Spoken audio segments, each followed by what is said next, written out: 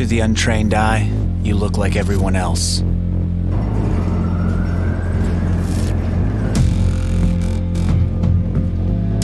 But you have another side.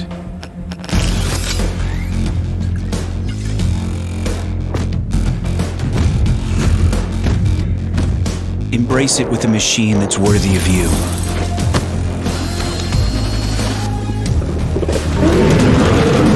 Stylish on the outside, savage on the inside. Legion by Lenovo, powered by Intel Core i7 processors.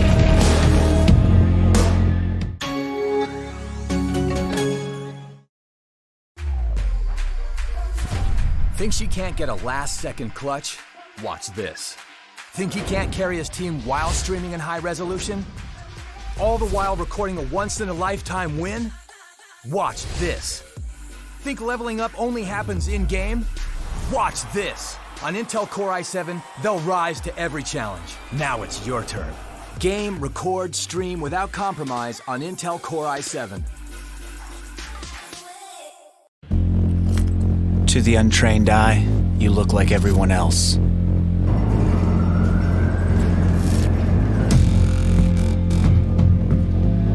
But you have another side.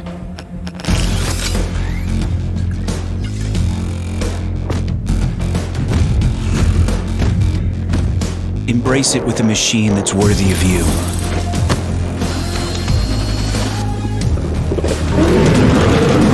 Stylish on the outside, savage on the inside.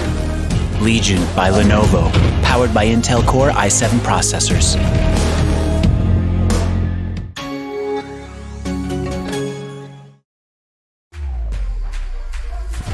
Think she can't get a last-second clutch?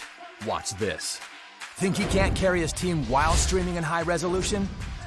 All the while recording a once-in-a-lifetime win? Watch this. Think leveling up only happens in-game? Watch this. On Intel Core i7, they'll rise to every challenge. Now it's your turn. Game, record, stream without compromise on Intel Core i7. To the untrained eye, you look like everyone else.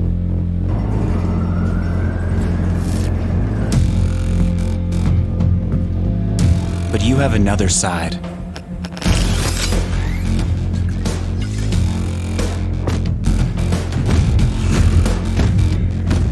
Embrace it with a machine that's worthy of you.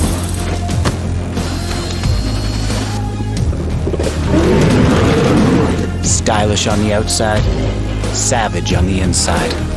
Legion by Lenovo, powered by Intel Core i7 processors.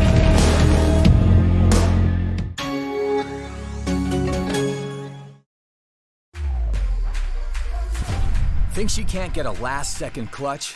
Watch this. Think he can't carry his team while streaming in high resolution? All the while recording a once-in-a-lifetime win? Watch this. Think leveling up only happens in-game? Watch this. On Intel Core i7, they'll rise to every challenge. Now it's your turn.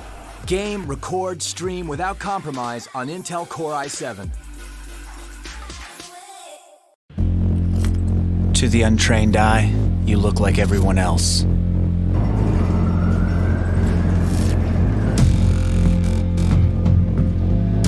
But you have another side.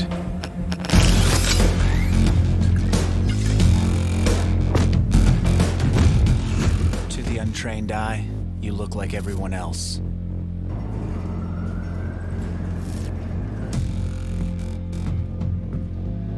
But you have another side.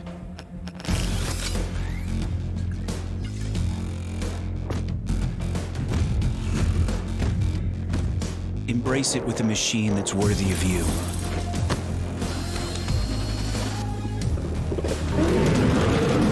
Stylish on the outside, savage on the inside. Legion by Lenovo, powered by Intel Core i7 processors.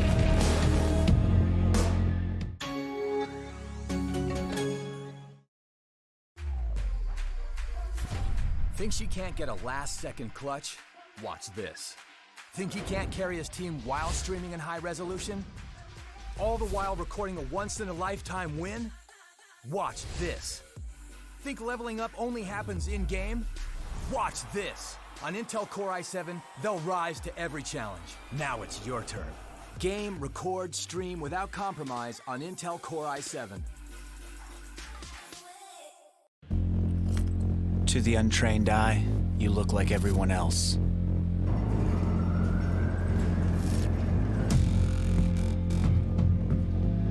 But you have another side.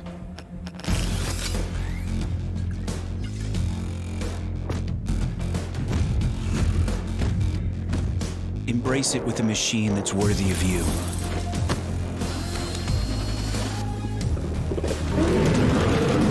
Stylish on the outside, savage on the inside. Legion by Lenovo, powered by Intel Core i7 processors.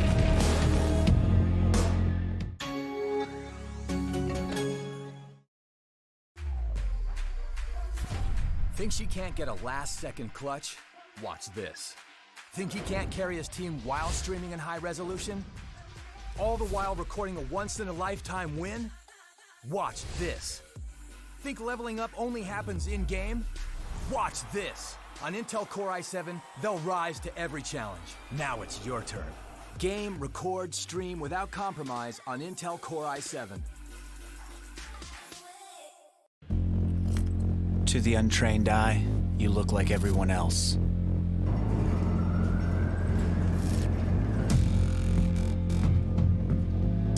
But you have another side.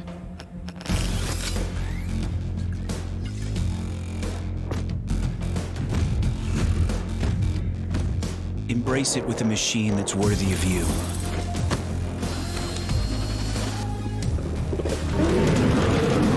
Stylish on the outside, savage on the inside. Legion by Lenovo, powered by Intel Core i7 processors.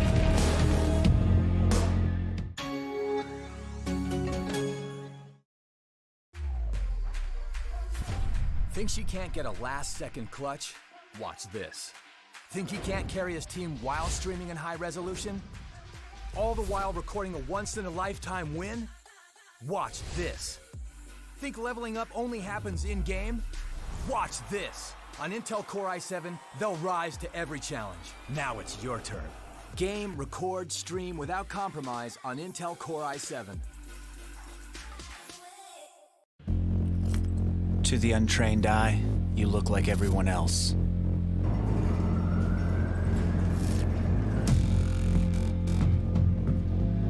But you have another side.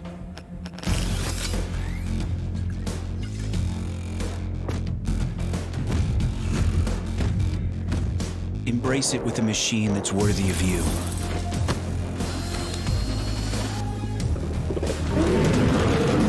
Stylish on the outside, savage on the inside.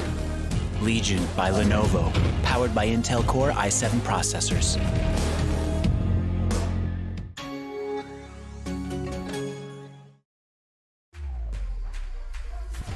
Think she can't get a last-second clutch? Watch this. Think he can't carry his team while streaming in high resolution? All the while recording a once-in-a-lifetime win? Watch this. Think leveling up only happens in-game? Watch this. On Intel Core i7, they'll rise to every challenge. Now it's your turn. Game, record, stream without compromise on Intel Core i7. To the untrained eye, you look like everyone else.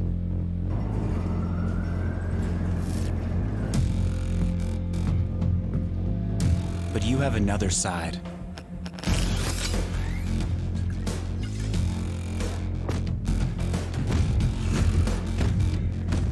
Embrace it with a machine that's worthy of you.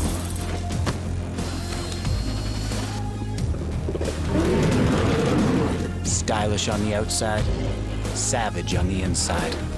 Legion by Lenovo, powered by Intel Core i7 processors.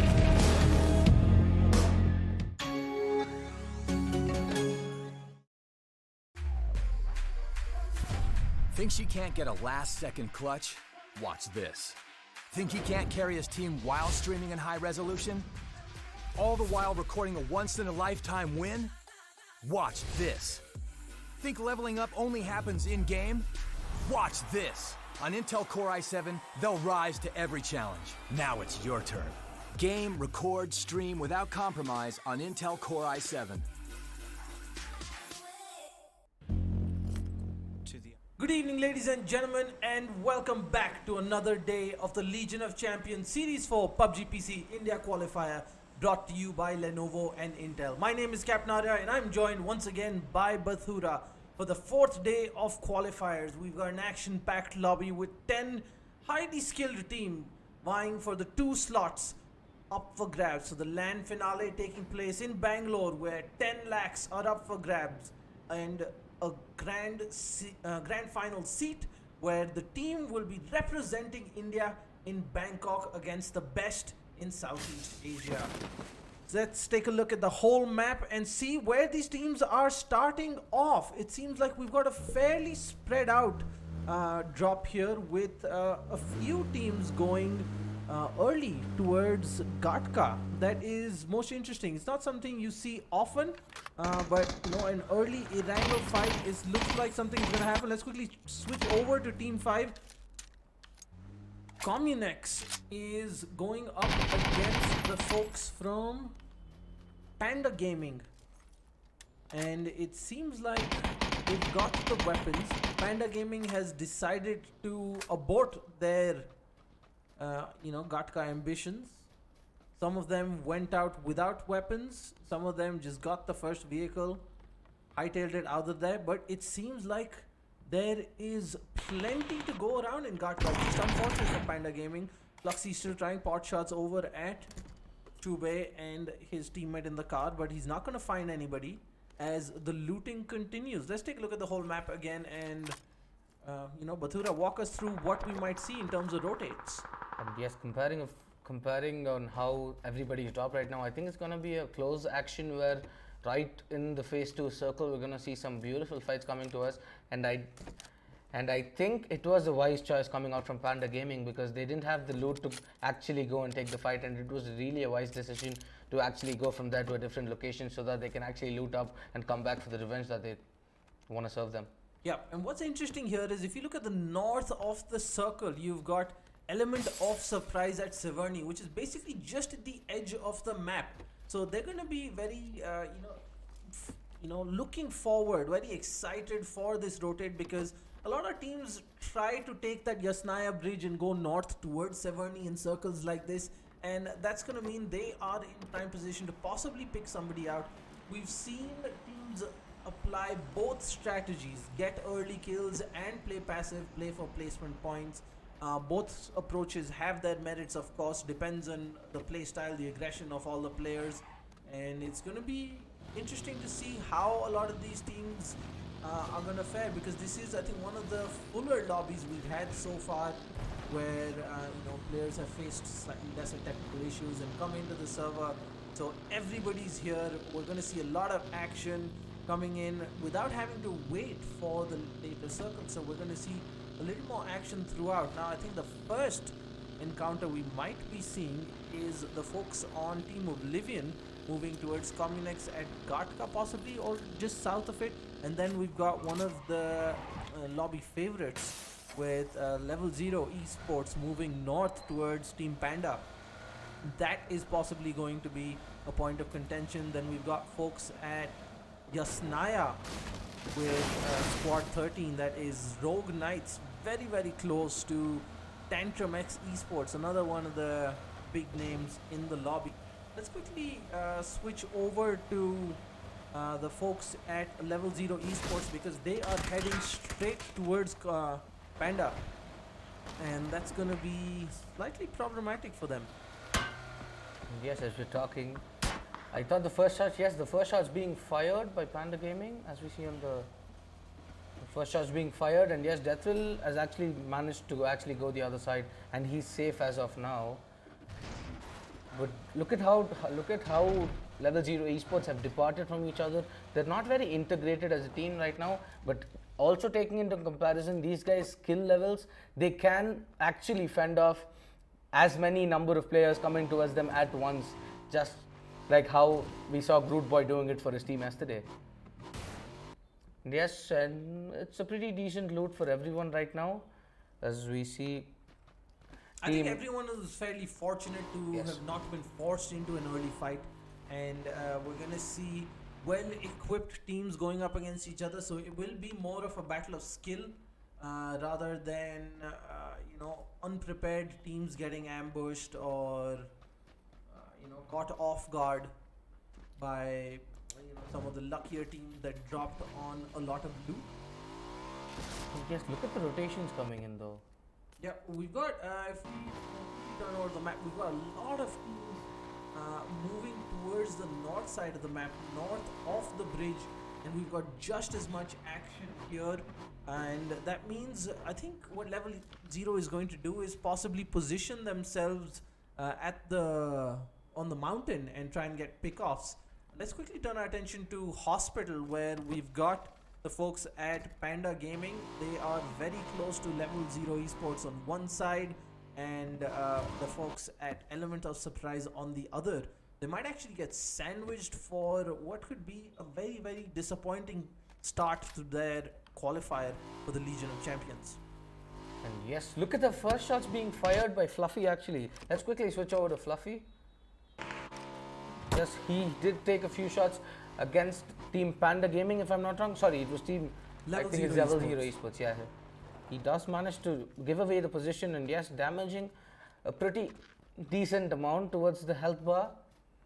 But as we look, Captain Pons just desperately, yes, he does spot Chube. He does take one shot, but it's not connecting as though it needs to be right now.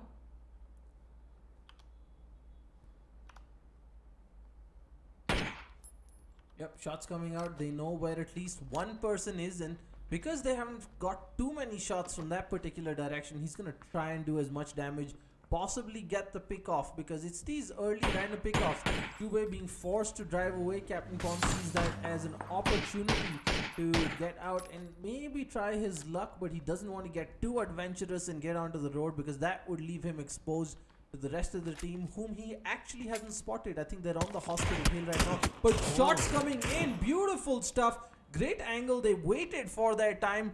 Aviral here with his teammates dealing a lot of damage there. Captain Pons caught completely off guard, being smart and using the bandages there. No rush.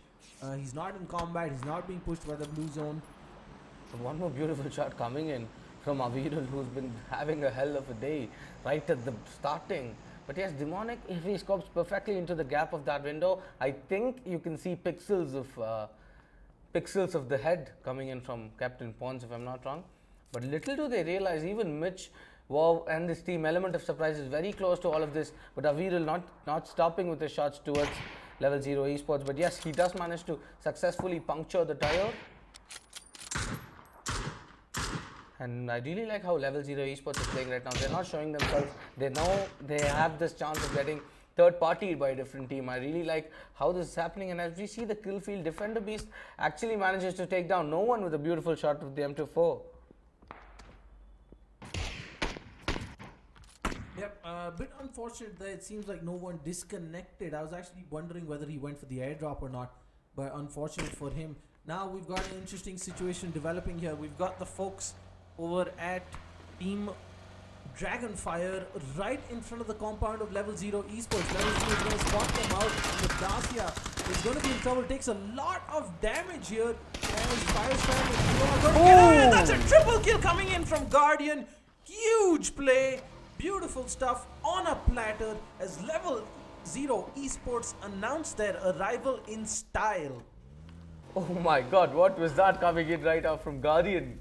We thought that it would be action-packed. Well, it's going to be more than action-packed. And also the kill feed does give us the indication that Defender Beast has successfully taken down no one. Yep, we've got a lot of rotates coming on across the map. Let's quickly take a look at the whole map to show you where these teams are moving. So I think we've got the folks at Level 0 trying to go towards the east, not the east, mind you, west part of the map, with the chaps in Communex moving north towards the George Bull bridges, and they are very, very close to bumping into another team here, and that could lead to another early fight. The folks over at Freakers are just next to Paki and Not sure he's hurt that vehicle. He's going for the bridge, but he's got Oblivion in front of him. He's going towards the garage compound. Spots out the Dacia. Bad parking there by Oblivion. This could have been a great pickoff for them, but the folks are in Communex are very exposed. Chandra gets taken down off the exposed buggy, and now Paki and Ryzen are going to have to drive off, hopefully get across the bridge, but they are going straight into the crosshairs of Tantrum X Esports. This is bad news for them. These guys just cannot catch a break. Just Tantrum X Esports, but I'm really happy for Team Communex right now because they actually did manage to get out of those devastating crosshairs that was coming in. Alright, quickly turning over to Tantrum X. They do seem to be scouting around, trying to find somebody.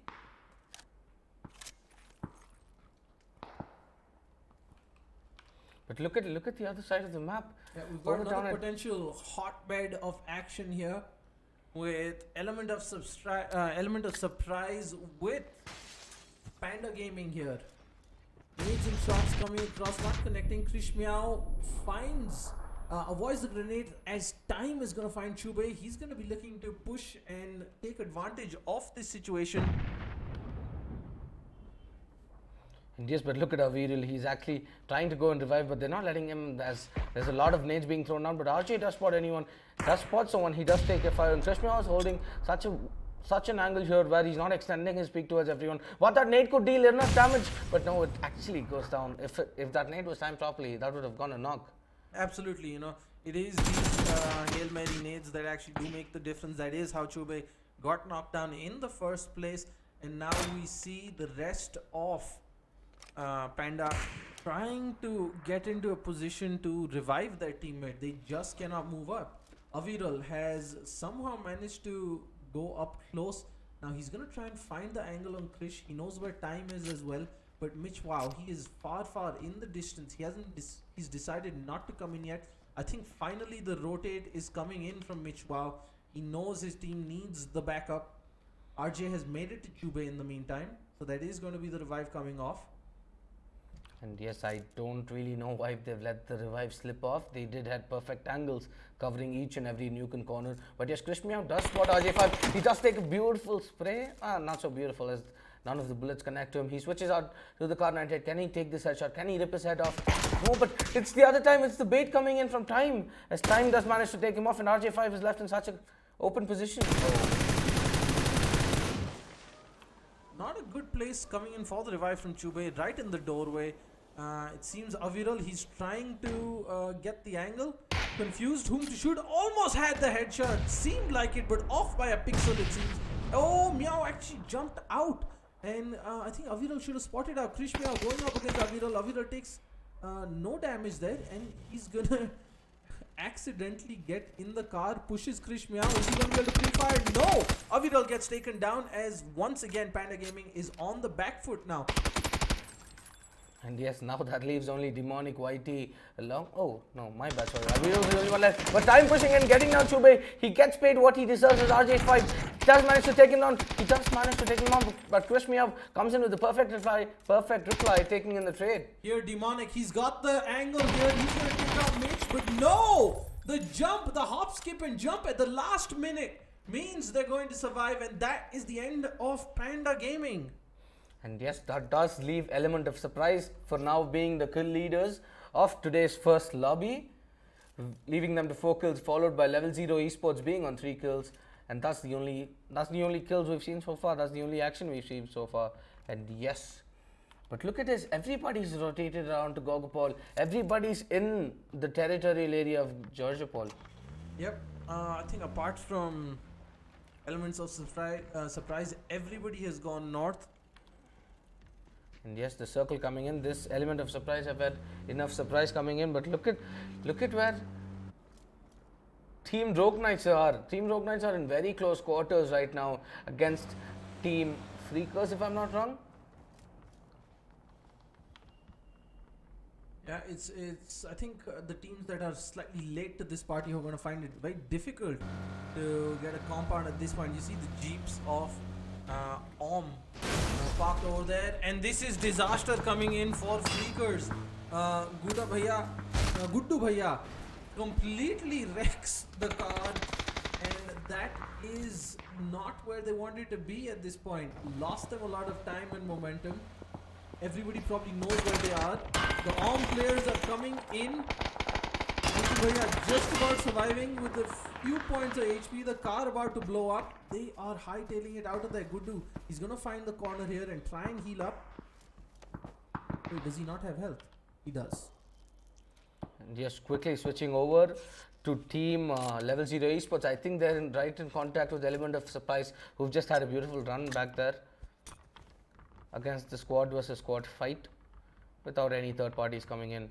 I'm really concerned about how Just level take a 0 look is. at this slightly crazy map over here. But we Got need all these teams right next to each other, literally one set of buildings apart. One, combined rush coming in from level 0 esports. That's quite ballsy play, if I may say so. Moving out in the open like that with so many teams. We still have a bit of time on this circle. It's after this that everyone will be forced to fight each other, and that's when things are gonna get interesting because they've all got the guns, they've all got the armor. It's gonna be a kill fest.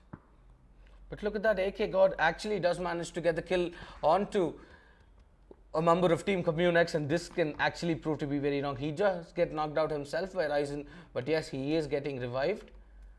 Yep, they're all shooting across the apartments with snipers, so there's no real danger of losing a man straight up at this point. It's only when they move out of the buildings and into the open for the forced rotates. We've got about 90 seconds before the circle's going to force these guys to move, and it's all a matter of who's got the good position. Rocky, oh my God, Ryzen coming out with one more beautiful shot onto TTX Rocky. He did not see that coming. He had literally 1 pixel on his screen when he took that shot, and he nails it to perfection. And there's Fluffy from a different angle, looking at the same building but with a different angle, posing the same threat as his teammate.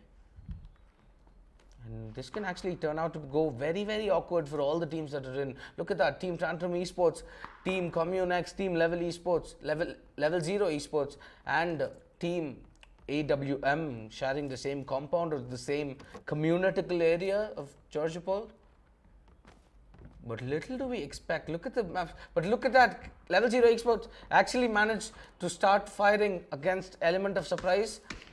And there is a lot of opportunities to anyone to get third party here. Yep, and what's interesting is level 0 is actually going to be forced to move, and so will Elements of Surprise, because they are at the edge of the circle, so they do have to make these rotates. There is no choice other than moving from here. They're going to have to be careful not to get caught out. Level 0, I think they've got the folks at Team Oblivion right next to them, and they are already getting shot. And with Death Thrill down, it makes things a lot difficult for them, because that just leaves them with 2 folks. Yes, we did not see this coming for Level 0 Esports. I think they themselves haven't seen it. Being the tour, coming in as the lobby favorites for today, and being such experienced players and known players in the community, I don't think they've seen this coming yet.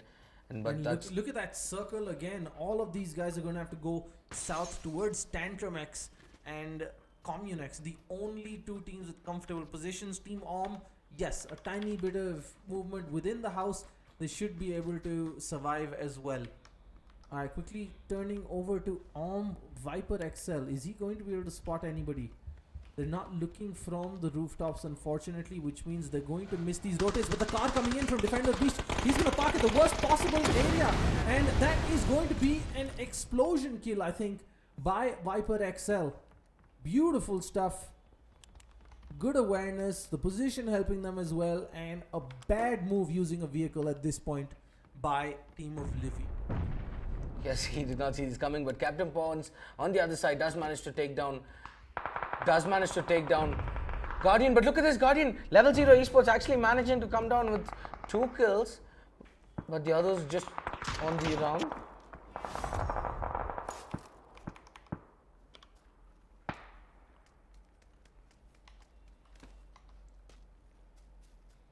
That does leave element of surprise being eliminated by Level 0 Esports. But look at this close encounter coming from Team Freakers and Team Tantramax Esports, sharing the next building against each other.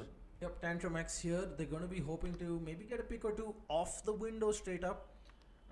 Rocky has got a great angle across the other building. So has AK God.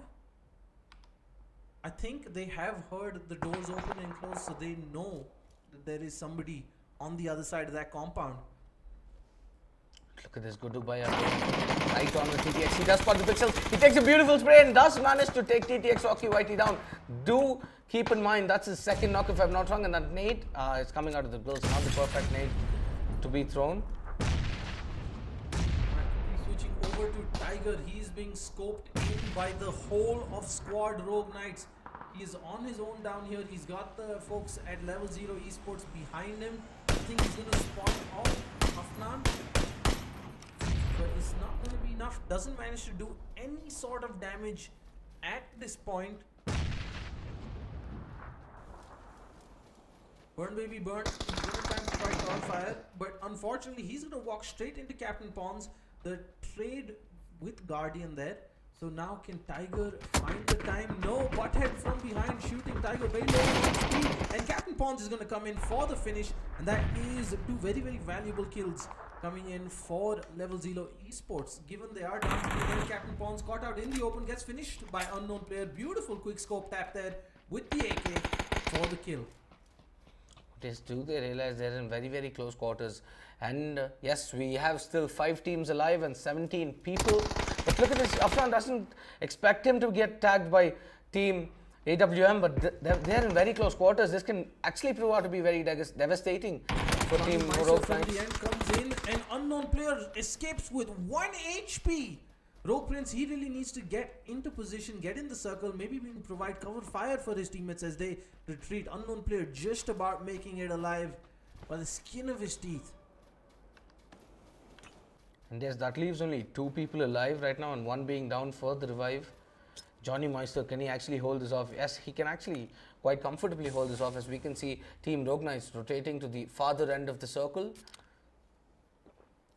And yes, as we see also, look at the rotations coming in from Team Tantramax Esports. They're sharing one of the same community compounds along with Team Freakers and Team Communex. Yep, the long range fights coming in. It's going to be the folks in Rogue Knights and Team Om who are going to find it a little bit difficult, because in all likelihood they are going to be forced to move from their current hiding positions as soon as this circle ends. I do imagine Tantramax Esports and Freakers will also be moving north or east as the circle changes in a few seconds.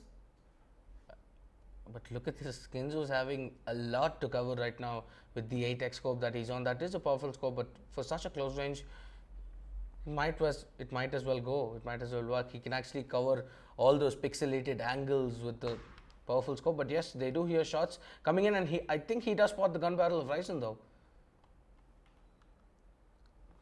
It's quite exciting to see 5 teams and 17 members still alive at this late stage in the game. It's something we haven't seen so far in the Legion of Champions India qualifier, and it's great to see a lot of tactical play, a lot of safe play, smart play coming in from these teams. And I have a feeling today's group 4 is going to be one of the most exciting and closely contested groups so far, because if we look at the kills, these guys, Level 0 Esports, they're already out, but they have 8 points on the board, right? Unleashed Gaming Battle Royale, no, not them, Oblivion, they are out, but they have 4 kills. Team 7, Element of Surprise, they're out, they have 4 kills. So that's a lot of the kill points already taken off the board. So it's not like you're going to have the winners running away with a massive lead. Everyone that's alive doesn't have too many kills, and that's going to make it very interesting as the leaderboard pans out, and we're going to see a very close setup at the end of the first map, if you ask me. Yes, and look at this, Team Tantramax Esports does manage to get spotted by Team Communex, but they do have a lot of walls and lot to get cover behind and Yeah, actually look at not this go for the circle. fight. Look at this. Tantrum X out in the open. Brazen aggression coming in from them. AK God does great. Gets the roof first. They're gonna find the kill on Pachi.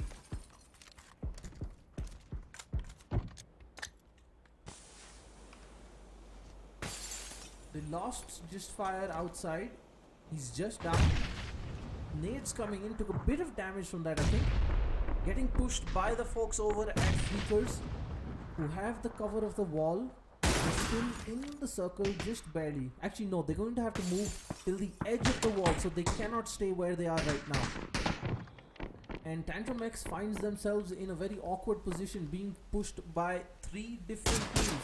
Freakers on one side, Rogue Knights on one side, and Communex hot on their heels in the compound next to them. All the utility finally being used up. Seems like there are a lot of kills coming in from the folks in Rogue Knights. They have found the... which team is that? Team AWM. Yeah, Orm's in trouble. They're out in the open. Johnny Meister falls to the zone. It's pushing in now. Everyone's going to have to move, whether they like it or not. Freakers, they have to get across this road. TTX is more than happy gatekeeping. Oh, look at this. Rocky doesn't quite manage those shots.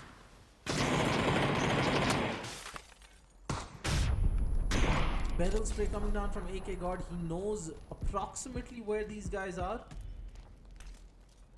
Also, interesting rotation coming out from everything. But little do they know that they're actually getting third party. As Fluffy goes in and does manage to take down AK God, as Rogue Knights have also annihilated Team AWM. Yep. Kinzu very low on HP. Rocky is the one who has a bit more. He should be the one guarding the stairs and not Kinzu. Looks like they're going to want to move their home up here. Oh, this looks like it's going to be a great nade. Oh, just overshoots it a little bit. I think this one's on the money. It's going to be tough for Strangers. Oh. Phantom goes down again. Strangers lucky to get out alive. Another nade. Can he make it this time? The zone is pushing in now. They're actually going in for the revive. This is a bad thing to be doing right now. Ryzen, Rocky has some sort of idea that Ryzen's there. Turns away at the wrong moment. I think Ryzen spotted him out. Ryzen, beautiful, comes back, uses the bush to his advantage and gets the down. Fluxy knows that they have the advantage. Are they going to go up or are they going to be happy camping the ground floor? The zone is pushing in. Fluxy, oh my god, that is pretty much suicidal. Kinzu gets the free kill. Kinzu's going to be in the zone soon, but that is Ryzen's extra point for his team. Yes, Ryzen's the only one left alive, but he does manage to take down Button. He's just going for the kills because he knows 1v3, there's a lot of things going on, but... And I think was that a zone kill for Ryzen? Oh, I think Rogue from the background. That was a rather chaotic last circle as we have Team Rogue Knights with a rather all over the place rotation coming in from out in the open. They were caught out without any cover, forced to use trees, rocks, whatever they could find.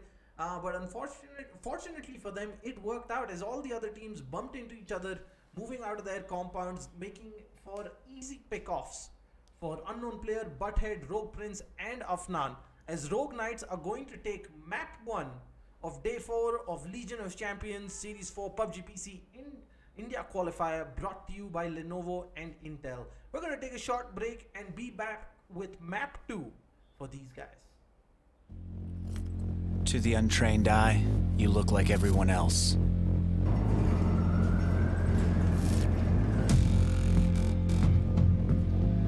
But you have another side.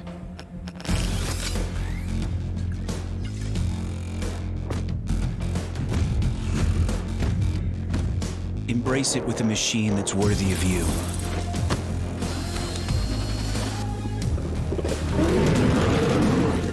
Stylish on the outside, savage on the inside. Legion by Lenovo, powered by Intel Core i7 processors.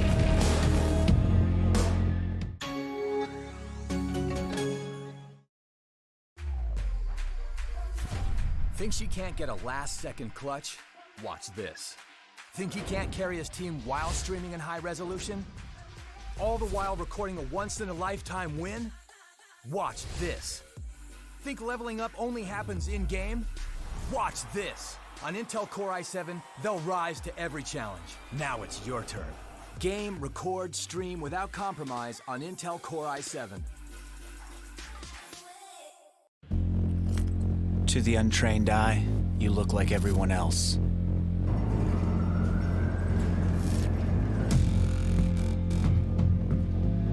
But you have another side.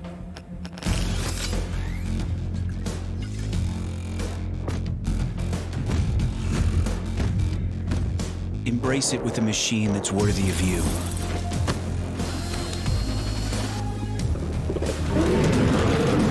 Stylish on the outside, savage on the inside.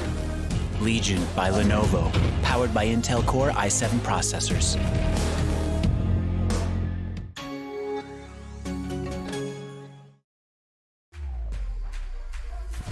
Think she can't get a last-second clutch?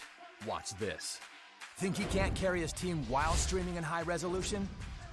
All the while recording a once-in-a-lifetime win? Watch this. Think leveling up only happens in-game? Watch this. On Intel Core i7, they'll rise to every challenge. Now it's your turn. Game, record, stream without compromise on Intel Core i7. To the untrained eye, you look like everyone else.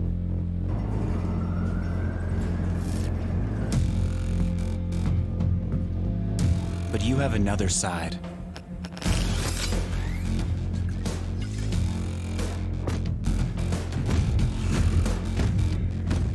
Embrace it with a machine that's worthy of you.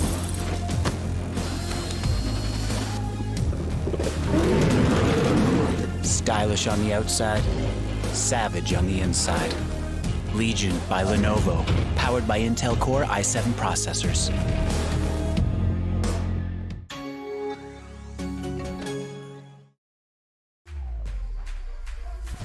Think she can't get a last-second clutch? Watch this. Think he can't carry his team while streaming in high resolution? All the while recording a once-in-a-lifetime win? Watch this. Think leveling up only happens in-game?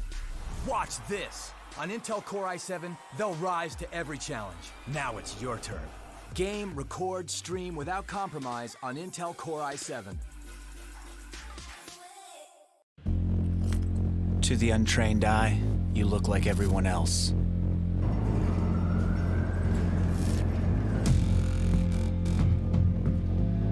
But you have another side.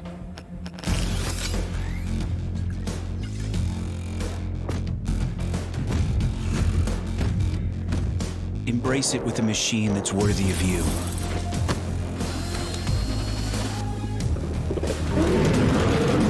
Stylish on the outside, savage on the inside. Legion by Lenovo, powered by Intel Core i7 processors.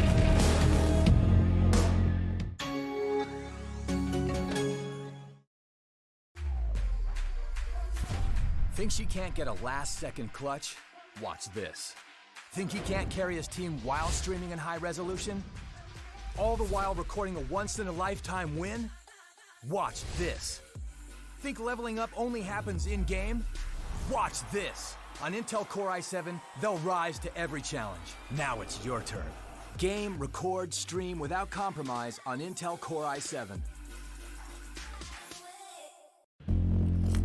To the untrained eye, you look like everyone else.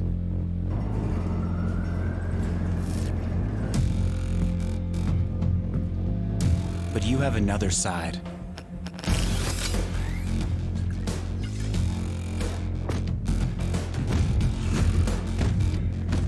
Embrace it with a machine that's worthy of you.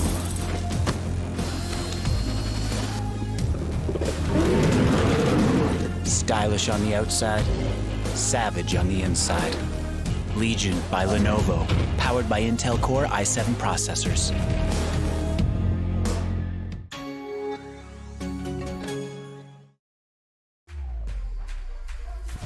Think she can't get a last-second clutch? Watch this. Think he can't carry his team while streaming in high resolution? All the while recording a once-in-a-lifetime win? Watch this. Think leveling up only happens in-game? Watch this. On Intel Core i7, they'll rise to every challenge.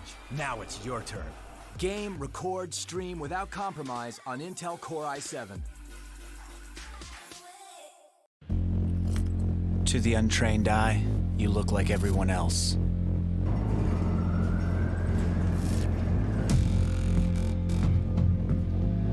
But you have another side.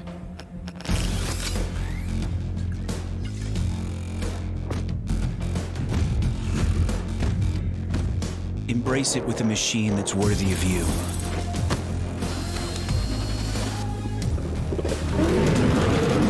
Stylish on the outside, savage on the inside. Legion by Lenovo, powered by Intel Core i7 processors.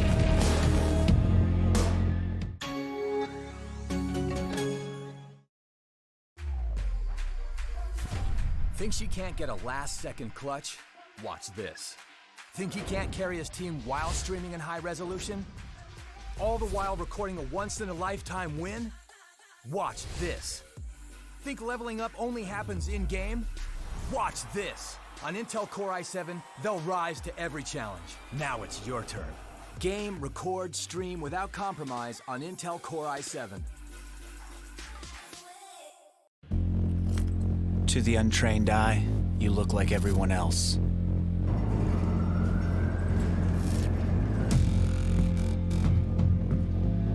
But you have another side.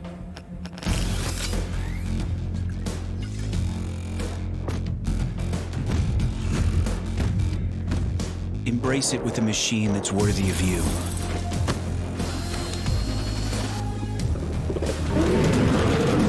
Stylish on the outside, savage on the inside. Legion by Lenovo, powered by Intel Core i7 processors.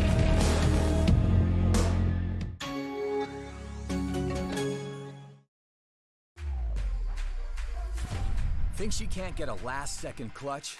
Watch this. Think he can't carry his team while streaming in high resolution? All the while recording a once-in-a-lifetime win? Watch this. Think leveling up only happens in-game? Watch this. On Intel Core i7, they'll rise to every challenge. Now it's your turn. Game, record, stream without compromise on Intel Core i7. To the untrained eye, you look like everyone else.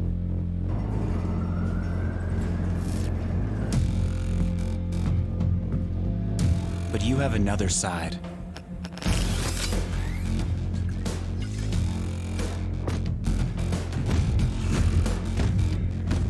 Embrace it with a machine that's worthy of you.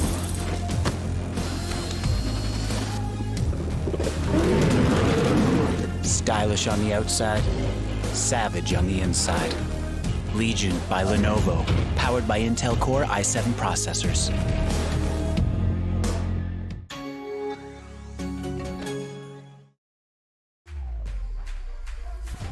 Think she can't get a last-second clutch? Watch this. Think he can't carry his team while streaming in high resolution? All the while recording a once-in-a-lifetime win? Watch this. Think leveling up only happens in-game? Watch this. On Intel Core i7, they'll rise to every challenge. Now it's your turn. Game, record, stream without compromise on Intel Core i7.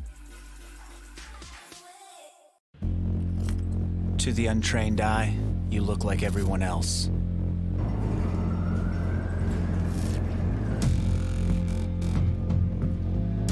But you have another side.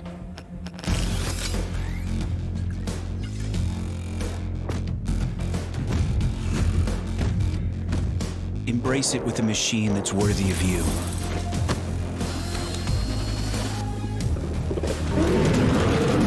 Stylish on the outside, savage on the inside. Legion by Lenovo, powered by Intel Core i7 processors.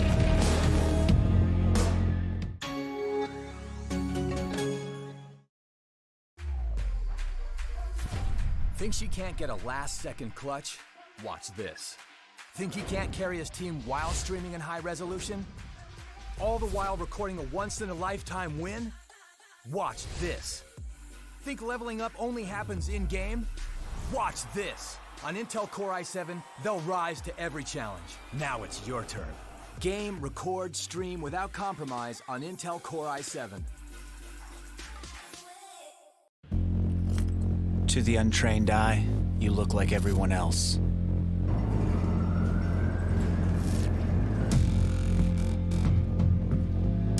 But you have another side.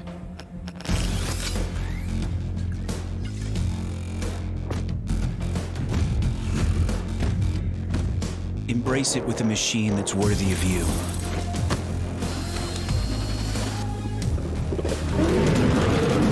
Stylish on the outside, savage on the inside. Legion by Lenovo, powered by Intel Core i7 processors.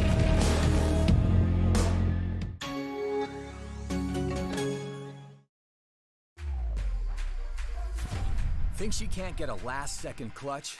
Watch this. Think he can't carry his team while streaming in high resolution? All the while recording a once-in-a-lifetime win? Watch this. Think leveling up only happens in-game? Watch this. On Intel Core i7, they'll rise to every challenge. Now it's your turn. Game, record, stream without compromise on Intel Core i7. To the untrained eye, you look like everyone else.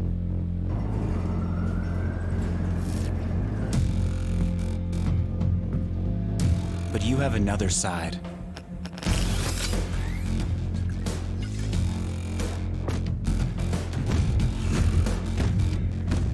Embrace it with a machine that's worthy of you.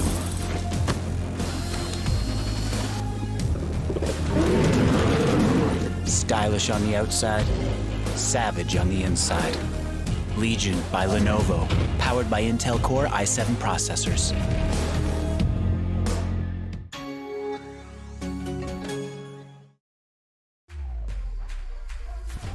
Think she can't get a last-second clutch? Watch this. Think he can't carry his team while streaming in high resolution? All the while recording a once-in-a-lifetime win? Watch this. Think leveling up only happens in-game? Watch this. On Intel Core i7, they'll rise to every challenge. Now it's your turn. Game, record, stream without compromise on Intel Core i7. To the untrained eye, you look like everyone else.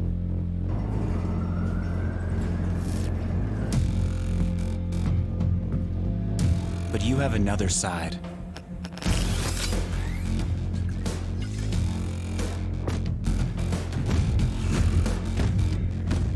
Embrace it with a machine that's worthy of you.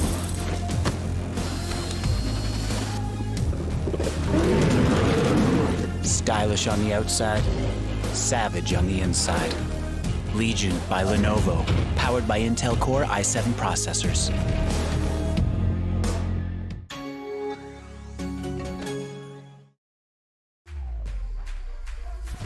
Think she can't get a last-second clutch?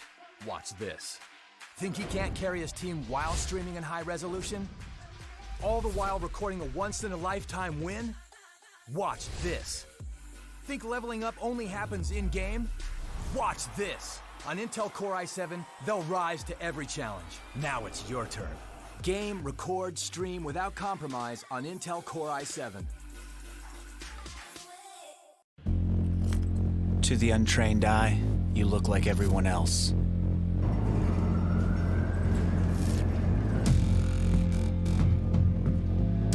But you have another side.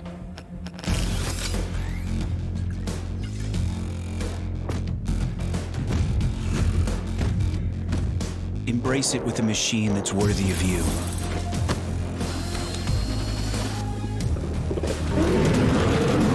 Stylish on the outside, savage on the inside. Legion by Lenovo, powered by Intel Core i7 processors.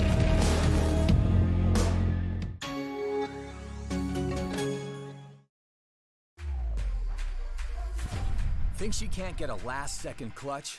Watch this. Think he can't carry his team while streaming in high resolution? All the while recording a once-in-a-lifetime win? Watch this. Think leveling up only happens in-game?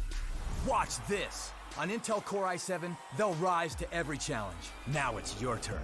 Game, record, stream without compromise on Intel Core i7.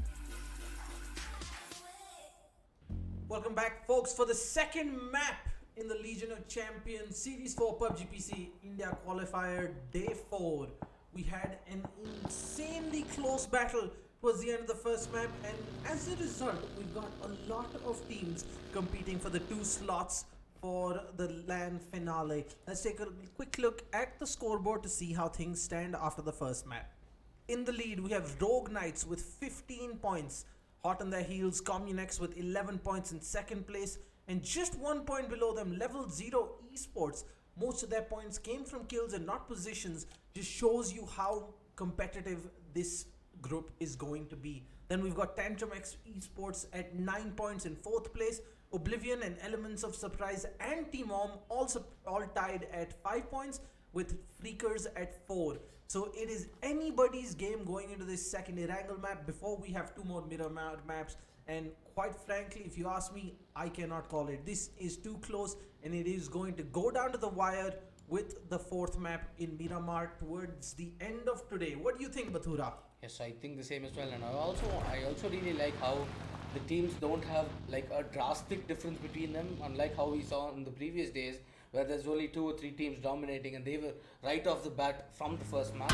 And I really like how it's going right now, because we see 3 teams close to each other, 1 with 15, 1 with 10, 1 with 9, and the rest with 5 and 4.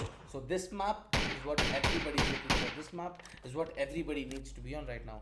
I think they need full on this map if they want that very, very big advantage coming towards as they move on to the 3rd map. Yep, this is, I think, a very good opportunity for the leaders to put some distance between themselves and the middle of the pack to be a little more comfortable going into the 2 Miramar maps. But as we've seen, anything can happen. We've got a fairly spread out map here. Everyone's going to have to go towards the west, with Gatka, the beach, Quarry being hotspots, Ruins even maybe. Pochinki surprisingly was just contested by 1 team given how central it is. But as the circle progresses, I think we're going to see a very, very interesting encounter, especially starting north towards Rozok and School, where we have the current lobby leaders, the Knights, going up against 2 more teams that would be Freakers and Panda Gaming. Just look at these positions. I think the Knights do have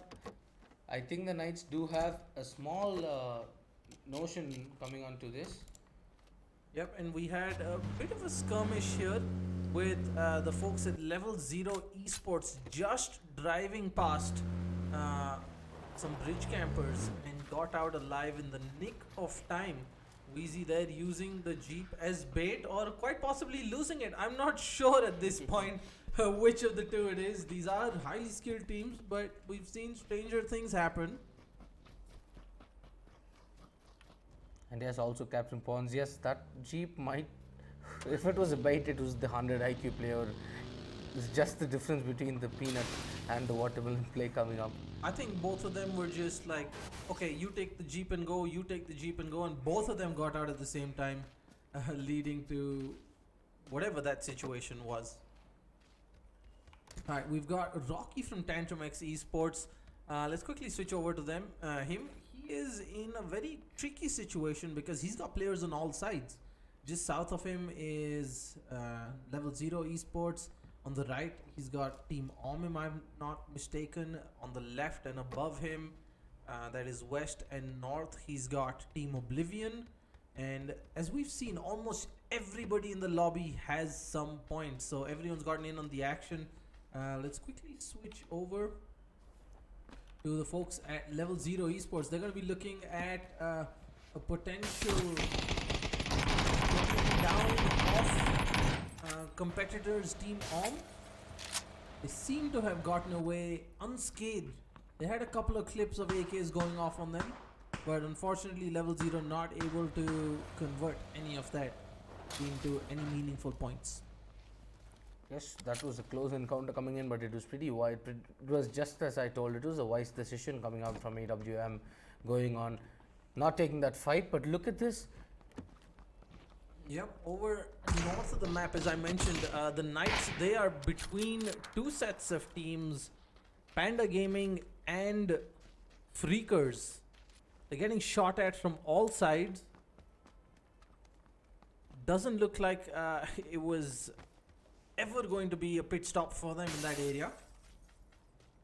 And they're going all the way towards ruins now.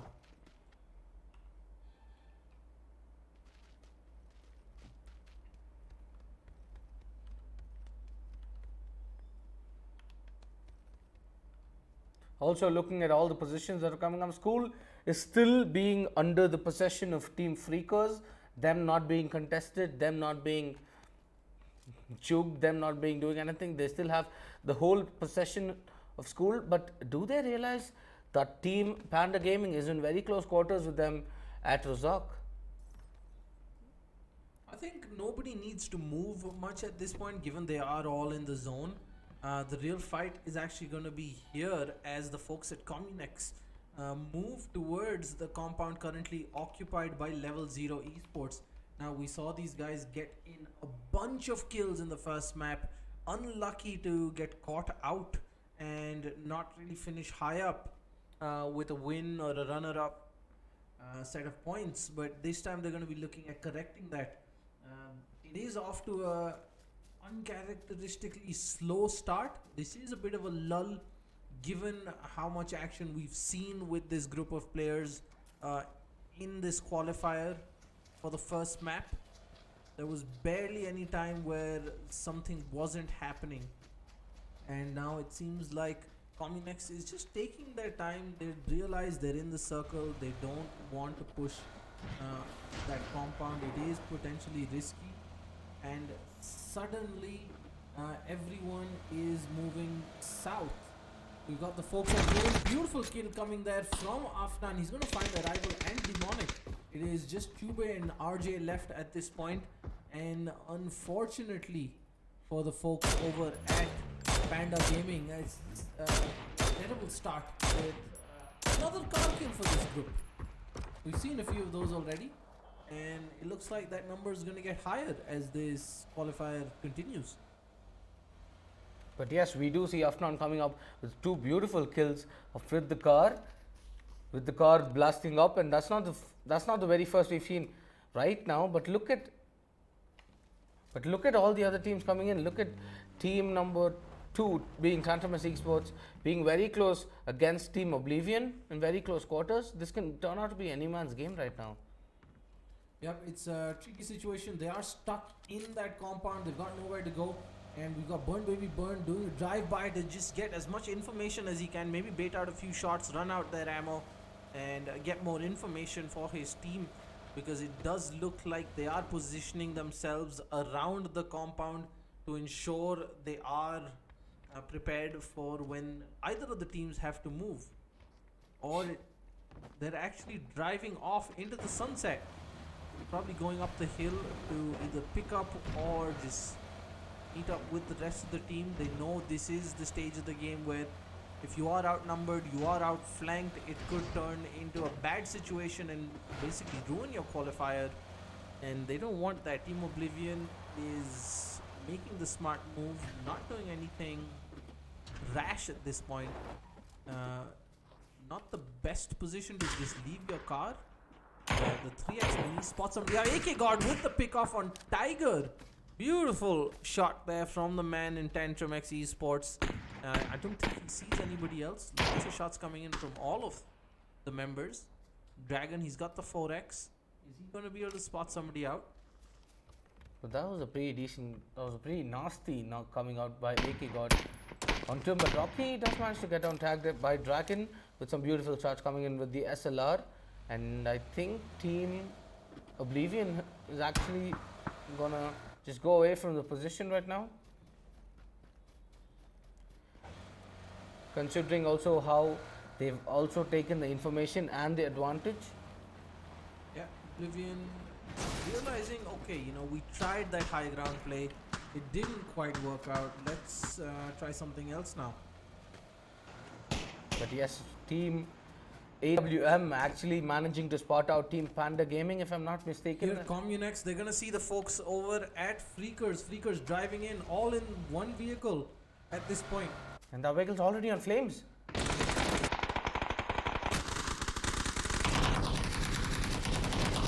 Plays coming out from Pachi. It is a 4v1. Everybody is staring at him. Nate's coming in. He's gonna have to move. Oh, that nade from Chandra actually does manage to take down the real stranger as Fan Freak coming out with all the UTP play. But look at that. Look at everything. Look at all the trades coming in. As Fluffy. Pachi actually just killed himself. It's just Slim Shady at the rock in front of Chandra. Chandra pushing in. I don't think he knows where the last man is. Finally, pops out Slim Shady. A bit of help from his teammate. And Chandra's going to come out on top with that trade. And that's going to be enough time to revive Pachi. The smoke's coming in just in case. They know there are other teams around. They know they're not alone. And they don't want to take any risk whatsoever. A good 4 kills, but there's a lot more to do. And yes, meanwhile, look at all the rotations coming in of the circle. The circle's pretty much favorable towards Pachinki, giving them a few knots towards the south of Pachinki. And look at all the rotations coming in. They're actually taking the long road, but I'm really concerned for Firestorm and his team. I think everybody has that same idea that, hey, we're going to take the road up north and see where it takes us. We've got Oblivion driving right next to Dragonfire. Did they actually spot them? But no, Russia's looking completely on the other side. Even if they spot them, I don't think anybody wants to stop and fight at this point. Then we've got the folks at the Knights, the Rogue Knights coming south towards where these guys were sitting in their compound a little while ago. So it's going to be very tricky to, keep track of these rotates. Look at that massive convoy just going south. I wonder what they have in mind. They're probably looking, okay, you know what, maybe we'll go somewhere there. But what's interesting is that Pochinki is the hub for all this action. Let's turn over to Ginzo. Ginzo seems to have found someone out. Rocky finds Mitch Wow, but Rogue Prince is the one who steals the kill. Beautiful play coming in from the Rogue Knights as they are pretty serious about being, in the action, making sure they're contending. They've already got 3 kills to add on to their current lead. Afnan being careful, not getting too close to Team Tantrum X, and make sure they don't get caught out. Look at this discipline. They know exactly what they're doing. Their comms, their coordination is on point. And I would not want to be going up against this team. They're going to actually run into Communex, Pachi, and go up ahead. Rogue Prince has realized he's decided to change course. I think they were going to stop at that shack, but or maybe it's just a little slowing down to wait up for the rest of the team. Team Om. But do they realize Team Om is actually creeping up very close to them? And this is a beautiful rotate coming in from Team Communex. As they do spot the residents of Team AWM, they do see. Oh, did Chandra spot them or no? Yes, the shots give him away, and pixels of Worm Viper XL being seen. He does manage to tag them down? No, but yes, Worm Viper XL does knowing that where his shots are coming from. And yes, Chandra tagging him down to a pretty much bare minimum of 20 points of health. And comparing on how all the rotations are coming in, Fluffy, I think they need to start being a little concerned of the blue zone that's quietly lurking up right behind them. We do still have only 30 seconds to the next phase.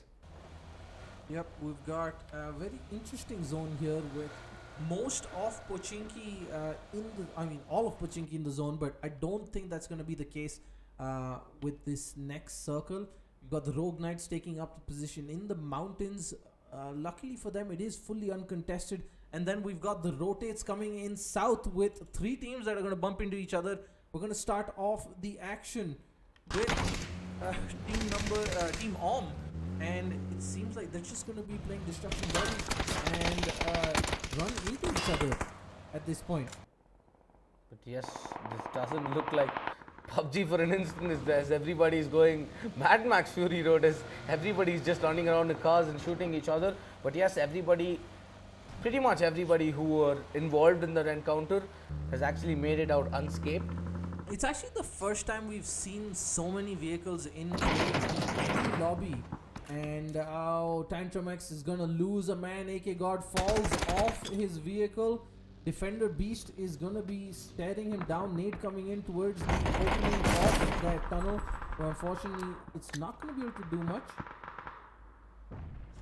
But look at Defender Beast. He did know that he managed to tag down Rocky to a very low HP, but he comes in perfectly with that. But look at this. Yep, time is gonna find out.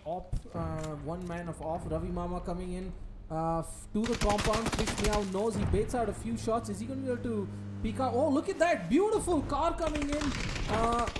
What was that play? No one missed the ram, and unfortunately for him, that is going to cost his team one man. Time, he doesn't realize Ravi Mama's right below him. He's gonna try and find the kill on Viper, but he doesn't realize he's putting all his shots into the guardrail of the window. He needs to get out. Memed out. This is not what we want. Oh, Krishmeow gets taken down there with a close range rifle. It's all down to time. 0 kills here still. On to Team Elements of Surprise, where they had a great position. They got the early pick off. A car came in and should have run over one of them. And oh, that is a great move with the vault out. But unfortunately, the spray and pray does not work, as 1 HP dudes is going to find time. And that is going to be the end of Elements of Surprise for map 2. And yes, element of surprise. They were not expecting this for this element coming in, as team number 3 AWM actually managed to be the better of the latter, as they did manage to take element of surprise, not by pretty much surprise, but yes, successfully have managed to take them down. We've got the folks at Communex here now. They've taken position on the hill, and oh my god, the circle guards have condemned them to their deaths. They have to go all the way across Pochinki. The compounds on the east of the farm are also not inside. This is very, very dangerous for them. They're going to have to probably rotate all the way south and hope to get in here. But with 30 seconds left, I don't see that working out for any of them.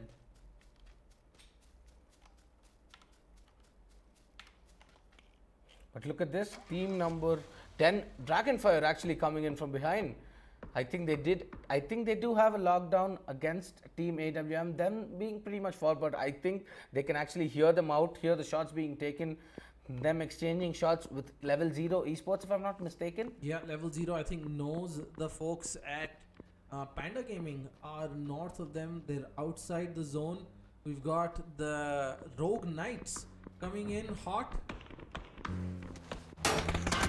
Straight down coming in from Guardian. He's gonna find one. Unfortunately, having to reload, not only to finish off the kill or the vehicle.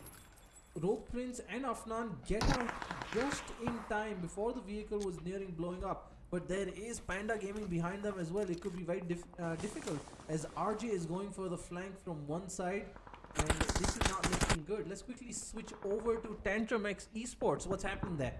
Yes, they did manage to take down Defender Beast, but look at this, Justfire just spotted the whole squad of Team Communex coming. He does also spot Level 0 Esports. This is a huge information play coming in from Justfire. He does manage to give them down. He does manage to give his position down, but he got a lot of information in exchange, and that's all that really matters in a position like this. Yeah, Burn Baby Burn here, you guys just missed it. He sprayed down an entire squad alone with one clip of the Scar, and it was truly something amazing, and they're going to be hoping for more of that. Taking a look at the kills so far, we've got 3 kills on Rogue Knights, the current lobby leaders, 3 kills on Oblivion, 3 kills on Team Om, and other than that, it's quite quiet. Level 0 Esports, we saw them up in the action last time, but look at that, 21 minutes into the match, we still have 21 players alive. Yes, Team Level 0 Esports does manage to spot on players from Team Oblivion, and VC this does manage to give them a heck of a run as he does Look manage at to this. attack on. Dragon actually spotted out Guardian in this little house, took out the door in front of him, and oh, I think a beautiful headshot coming out on Guardian. Just one more would have done the trick. One more tap to the body. Unfortunately, it's not going to happen today for Dragon, as Guardian's going to live to fight another day. Nade coming out, saw Guardian run away, and decided that nade is better saved for later. Great stuff by Captain Pawns. Finds Burn Baby. Burn does a lot of damage. Is that a smoke? No, that's still a nade going in from Dragoon. Doesn't quite realize that Guardian has left the building. And yes, this is a close encounter coming in. But look at all the rotations that have been coming in. But that's managed to spot down Rogue Prince as he takes one humongous spray onto him. Onto Rogue Knights. They don't see this coming, as Afnan himself has only a tree right now for the survival. Yep, this is getting kind of crazy here. We've got Team Om pushing in from this side. They've actually seen a bunch of players. And yes, Team Dragonfire actually does manage to get spotted by Team AWM. They do have better position right now, but considering the numbers advantage towards Team Om right now, I think it's anybody's game if there's any big play coming on from Team Dragonfire's side. And yes, they do have safe positions everywhere, but the circle has forced every team so much out of their positions. They pretty much don't really know what everything happening right now. As we switch on to Team Level 0 Esports, who have managed to actually take him down.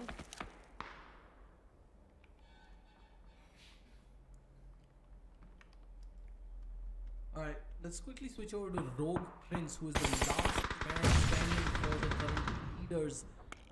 He is all alone with Level 0 Esports in the compound below him, and that's not a good position for him to be in at this point. We've got grenades coming in from the folks at Level 0. Molotov didn't quite work out. Grenade doesn't reach the corner quite, but that half HP helmet might just be his undoing. As this engagement continues, they know he's up there, they don't want to let up.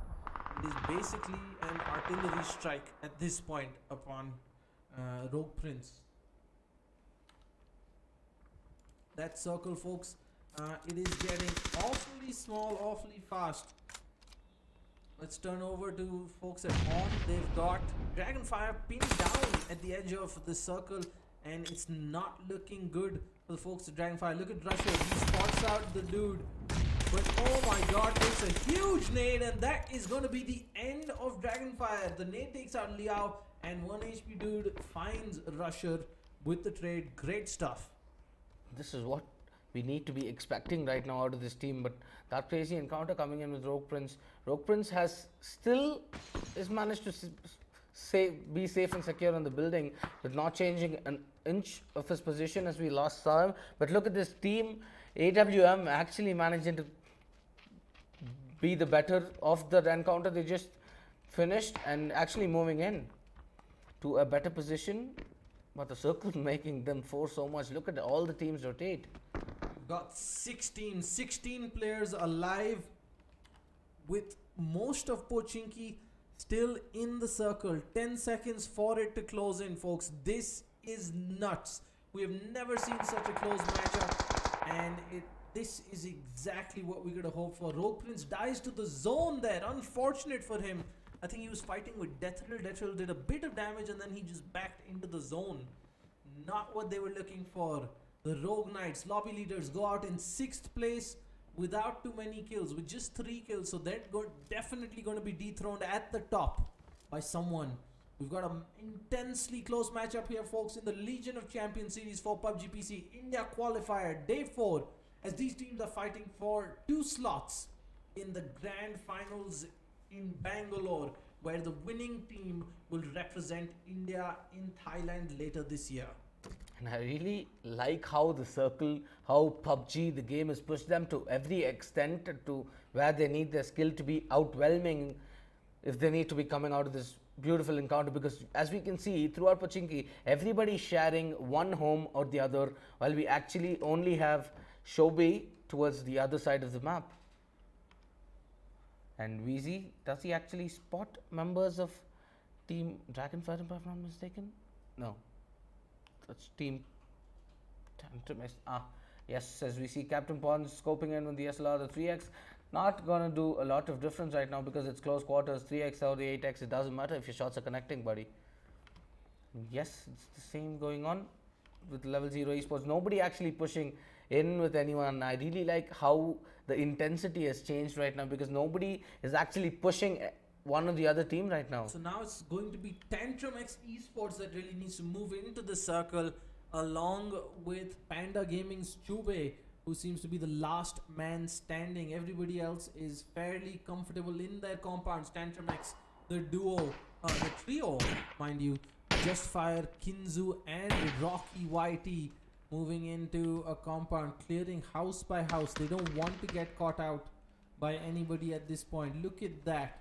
Checking every room, every floor. Not just for people, but for loot as well. We're getting to the point where everyone's expended a lot of ammo, taking long range shots, taking Quickly switching over. Look at this. Look at Level 0 Esports actually pushing into the territorial area of Team Oblivion. But look at this position from VC. They're just a door away. A door is the only thing that's actually separating them right now. Yep, we've got Dragon here who has no idea they're above him. They cannot see him because of the angle. And oh, look at that. Wheezy comes in. Beautiful peek. And he's going to take down Dragon.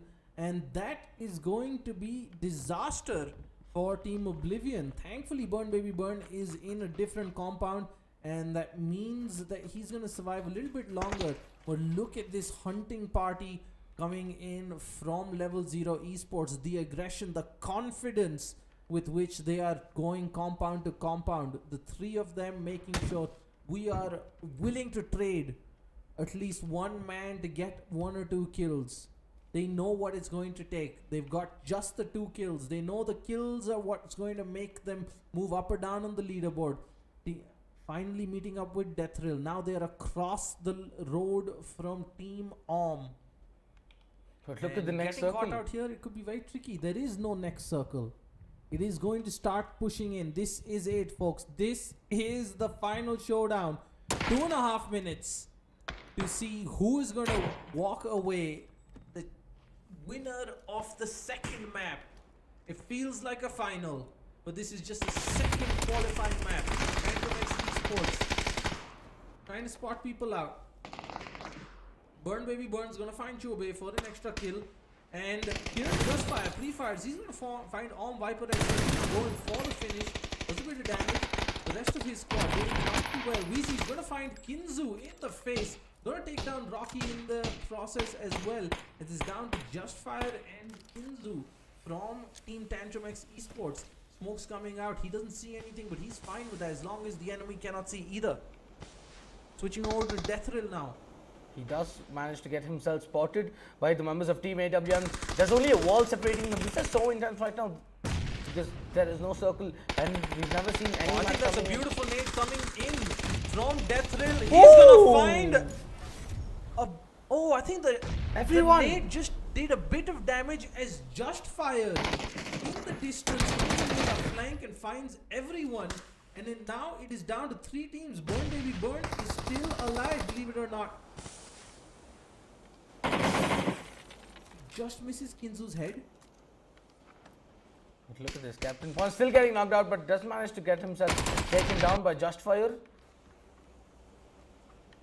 It's 2v3. Deathrill and Guardian. Preemptive nade coming out. Oh my god. Guardian's own nade takes down Deathrill. The zone pushing in. He can't do much about it. He's gonna take down Kinzu. Can he get the kill? Oh my god, that's a 2 down. Now it's all Rocky. It's Rocky. He hasn't seen Rocky on the left. Rocky's gonna get pushed by the zone any minute now. Guardian, can he spot Rocky out? Does Rocky, is there a window for Rocky to go in? Look at that, Rocky comes in from the left. And Rocky is going to find Guardian, who got a little bit greedy for that 1 extra downed kill. And this is very disappointing. Oh my god, it could have been Level 0 Esports win, but Tantrum X closes it out. What a match. And right now, I really want to quote how Rocky actually managed to just stay out of the circle, not going I for think the by a greediness. pixel. Yeah. Right? It was by a pixel. He was just dodging the circle millimeter by millimeter. And, well, that patience, that discipline, Yeah. that skill, that luck helped him come out on top. Guardian getting a bit greedy there. As I mentioned, Level 0 esports were a bit too passive getting in here, just the 4 kills. And that's why Guardian was like, you know what, let me secure that one extra kill. And in doing so, he gave up 11 points, 10 for the win, 1 for killing Rocky. And that is something that might come back to haunt Level 0 esports as this qualifier continues. That's the end of the second map, folks. We're going to be back in a little while with Miramar with maps 3 and 4 for the Legion of Champions Series 4 PUBG PC India Qualifier Day 4, brought to you by Lenovo and Intel. To the untrained eye, you look like everyone else.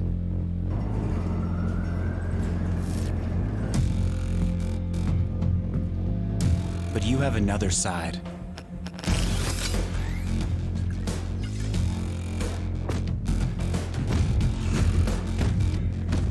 Embrace it with a machine that's worthy of you.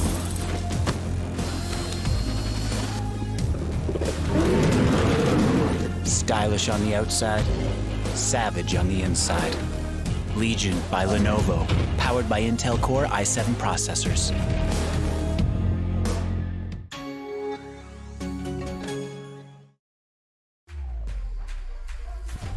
Think she can't get a last-second clutch? Watch this. Think he can't carry his team while streaming in high resolution? All the while recording a once-in-a-lifetime win? Watch this. Think leveling up only happens in-game? Watch this. On Intel Core i7, they'll rise to every challenge. Now it's your turn. Game, record, stream without compromise on Intel Core i7. To the untrained eye, you look like everyone else.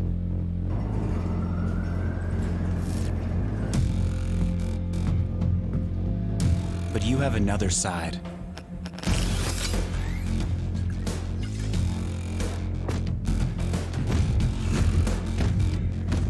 Embrace it with a machine that's worthy of you.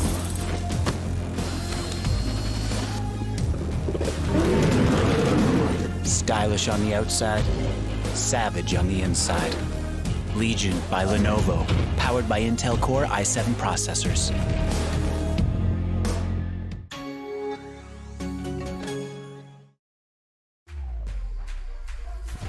Think she can't get a last-second clutch? Watch this. Think he can't carry his team while streaming in high resolution? All the while recording a once-in-a-lifetime win? Watch this. Think leveling up only happens in-game? Watch this. On Intel Core i7, they'll rise to every challenge. Now it's your turn. Game, record, stream without compromise on Intel Core i7. To the untrained eye, you look like everyone else.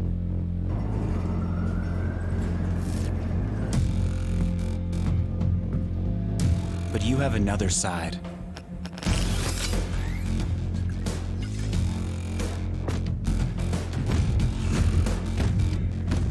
Embrace it with a machine that's worthy of you.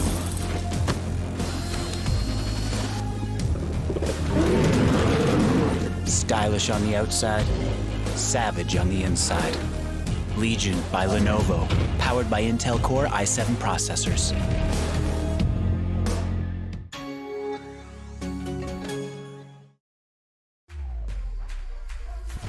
Think she can't get a last-second clutch? Watch this.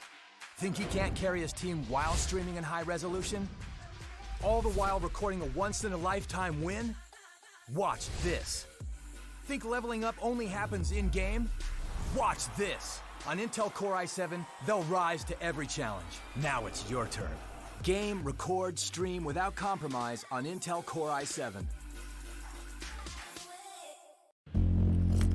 To the untrained eye, you look like everyone else.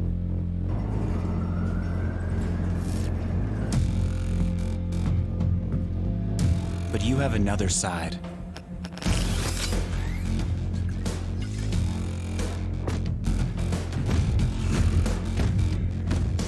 Embrace it with a machine that's worthy of you.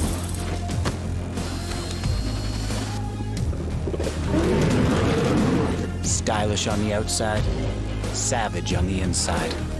Legion by Lenovo, powered by Intel Core i7 processors.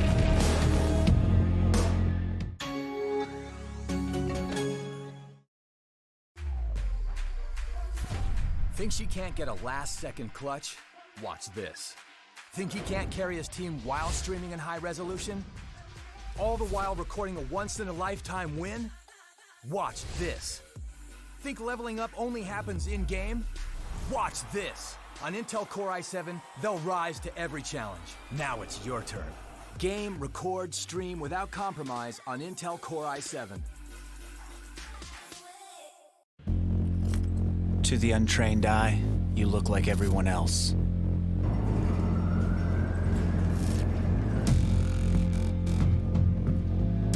But you have another side.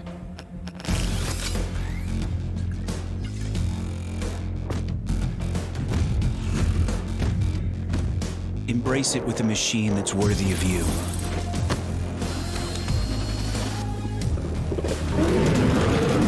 Stylish on the outside, savage on the inside.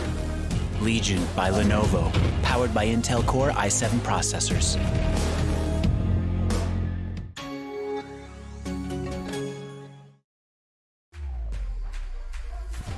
Thinks he can't get a last-second clutch? Watch this. Think he can't carry his team while streaming in high resolution? All the while recording a once-in-a-lifetime win? Watch this. Think leveling up only happens in-game? Watch this. On Intel Core i7, they'll rise to every challenge. Now it's your turn. Game, record, stream without compromise on Intel Core i7. To the untrained eye, you look like everyone else.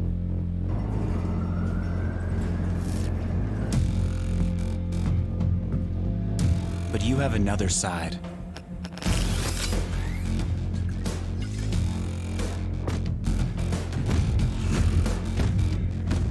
Embrace it with a machine that's worthy of you.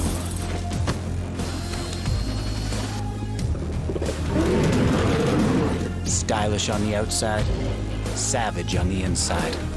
Legion by Lenovo, powered by Intel Core i7 processors.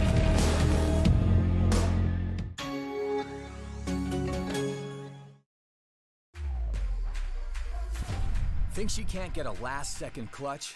Watch this. Think he can't carry his team while streaming in high resolution? All the while recording a once-in-a-lifetime win? Watch this. Think leveling up only happens in-game? Watch this. On Intel Core i7, they'll rise to every challenge. Now it's your turn. Game, record, stream without compromise on Intel Core i7. To the untrained eye, you look like everyone else.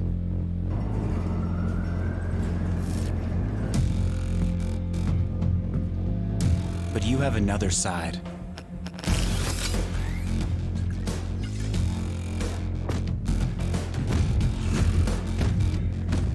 Embrace it with a machine that's worthy of you.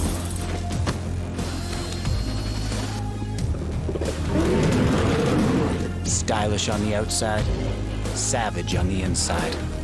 Legion by Lenovo, powered by Intel Core i7 processors.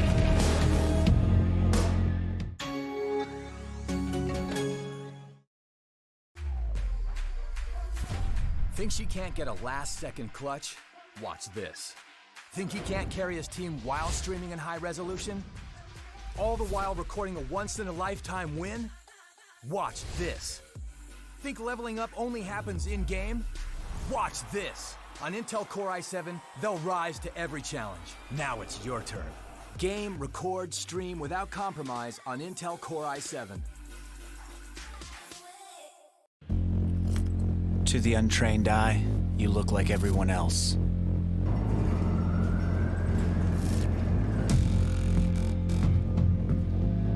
But you have another side.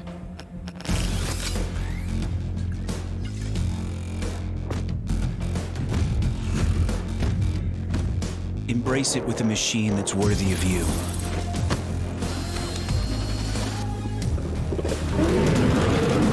Stylish on the outside, savage on the inside.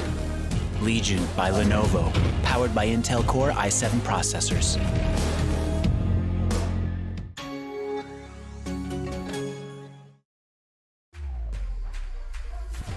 Think she can't get a last-second clutch? Watch this. Think he can't carry his team while streaming in high resolution? All the while recording a once-in-a-lifetime win? Watch this. Think leveling up only happens in-game? Watch this. On Intel Core i7, they'll rise to every challenge. Now it's your turn. Game, record, stream without compromise on Intel Core i7. To the untrained eye, you look like everyone else.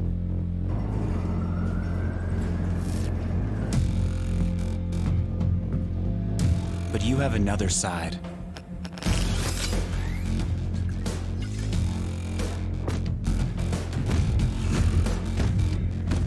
Embrace it with a machine that's worthy of you.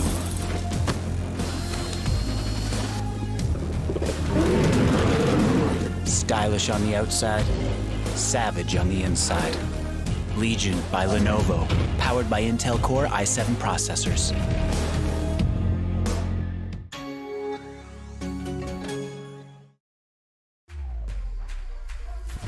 Think she can't get a last-second clutch?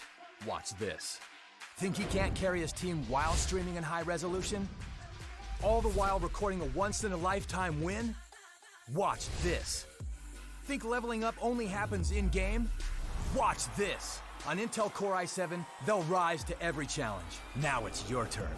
Game, record, stream without compromise on Intel Core i7. To the untrained eye, you look like everyone else.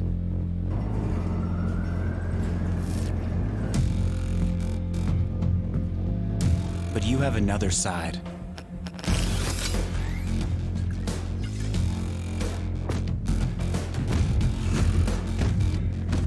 Embrace it with a machine that's worthy of you.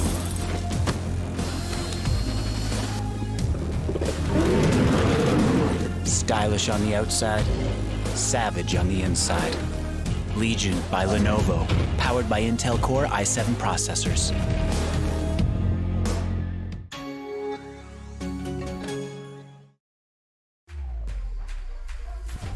Think she can't get a last-second clutch?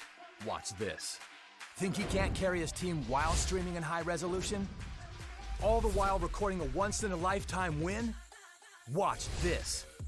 Think leveling up only happens in-game? Watch this. On Intel Core i7, they'll rise to every challenge. Now it's your turn. Game, record, stream without compromise on Intel Core i7. To the untrained eye, you look like everyone else.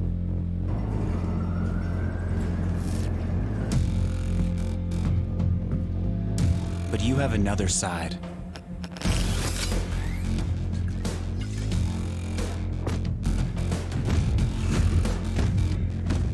Embrace it with a machine that's worthy of you.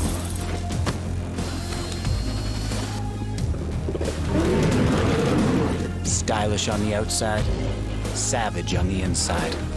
Legion by Lenovo, powered by Intel Core i7 processors.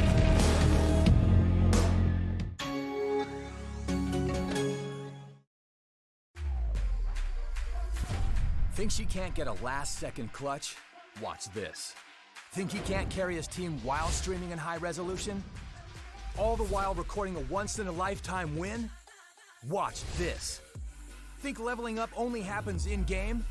Watch this. On Intel Core i7, they'll rise to every challenge. Now it's your turn. Game, record, stream without compromise on Intel Core i7. To the untrained eye, you look like everyone else.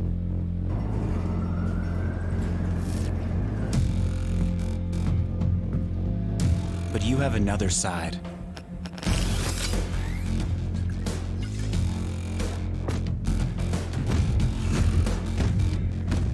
Embrace it with a machine that's worthy of you.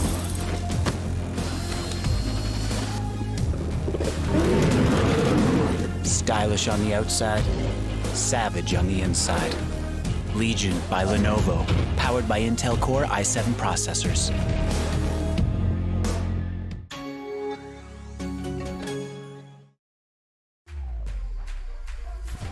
Think she can't get a last-second clutch? Watch this. Think he can't carry his team while streaming in high resolution? All the while recording a once-in-a-lifetime win? Watch this. Think leveling up only happens in-game? Watch this. On Intel Core i7, they'll rise to every challenge. Now it's your turn. Game, record, stream without compromise on Intel Core i7. To the untrained eye, you look like everyone else.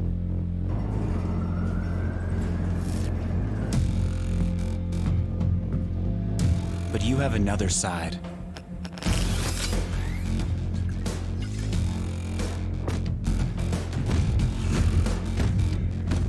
Embrace it with a machine that's worthy of you.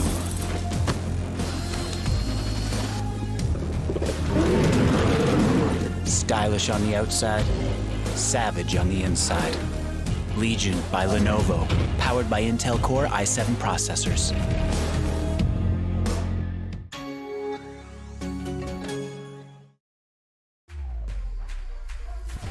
Think she can't get a last-second clutch?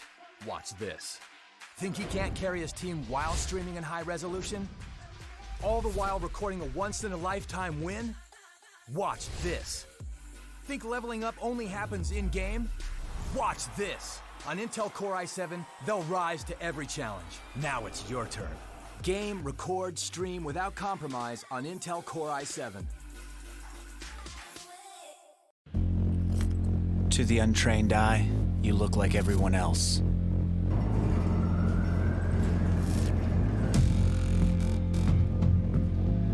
But you have another side.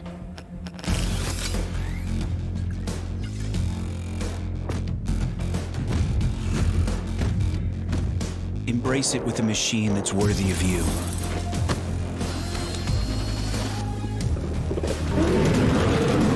Stylish on the outside, savage on the inside.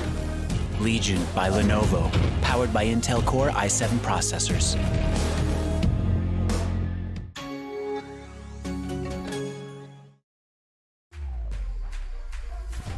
Think she can't get a last-second clutch? Watch this. Think he can't carry his team while streaming in high resolution? All the while recording a once-in-a-lifetime win? Watch this. Think leveling up only happens in-game? Watch this. On Intel Core i7, they'll rise to every challenge. Now it's your turn. Game, record, stream without compromise on Intel Core i7. To the untrained eye, you look like everyone else.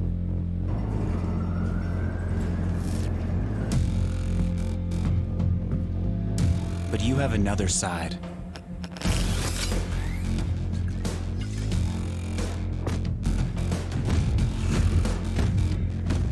Embrace it with a machine that's worthy of you.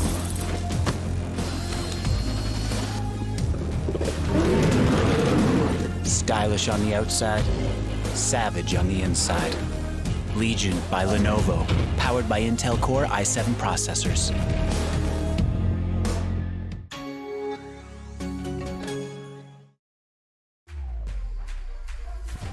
Think she can't get a last-second clutch? Watch this. Think he can't carry his team while streaming in high resolution? All the while recording a once-in-a-lifetime win? Watch this. Think leveling up only happens in-game? Watch this. On Intel Core i7, they'll rise to every challenge. Now it's your turn. Game, record, stream without compromise on Intel Core i7. To the untrained eye, you look like everyone else.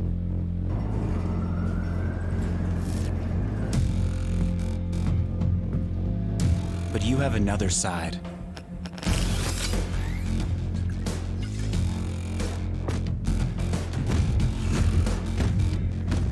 Embrace it with a machine that's worthy of you.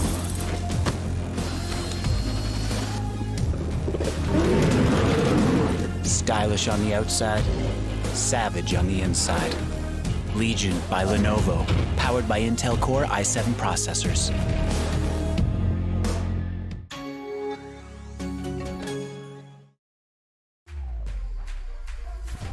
Think she can't get a last-second clutch?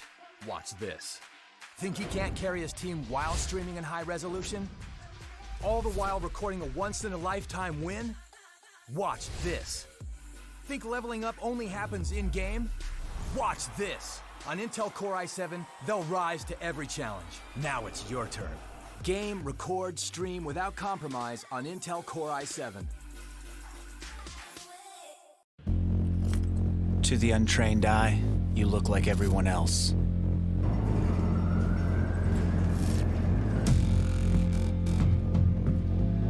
But you have another side.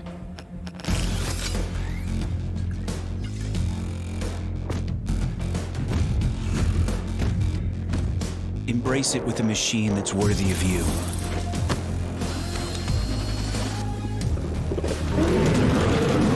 Stylish on the outside, savage on the inside. Legion by Lenovo, powered by Intel Core i7 processors.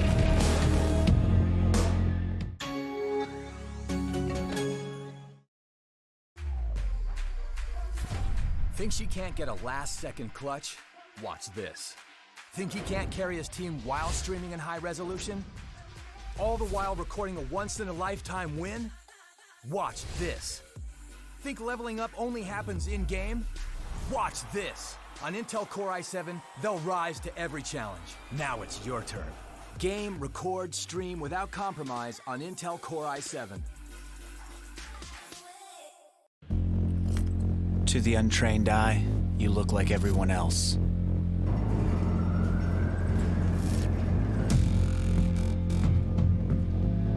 But you have another side.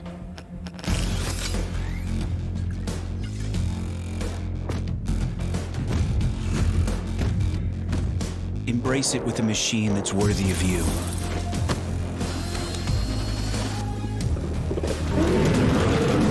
Stylish on the outside, savage on the inside. Legion by Lenovo, powered by Intel Core i7 processors.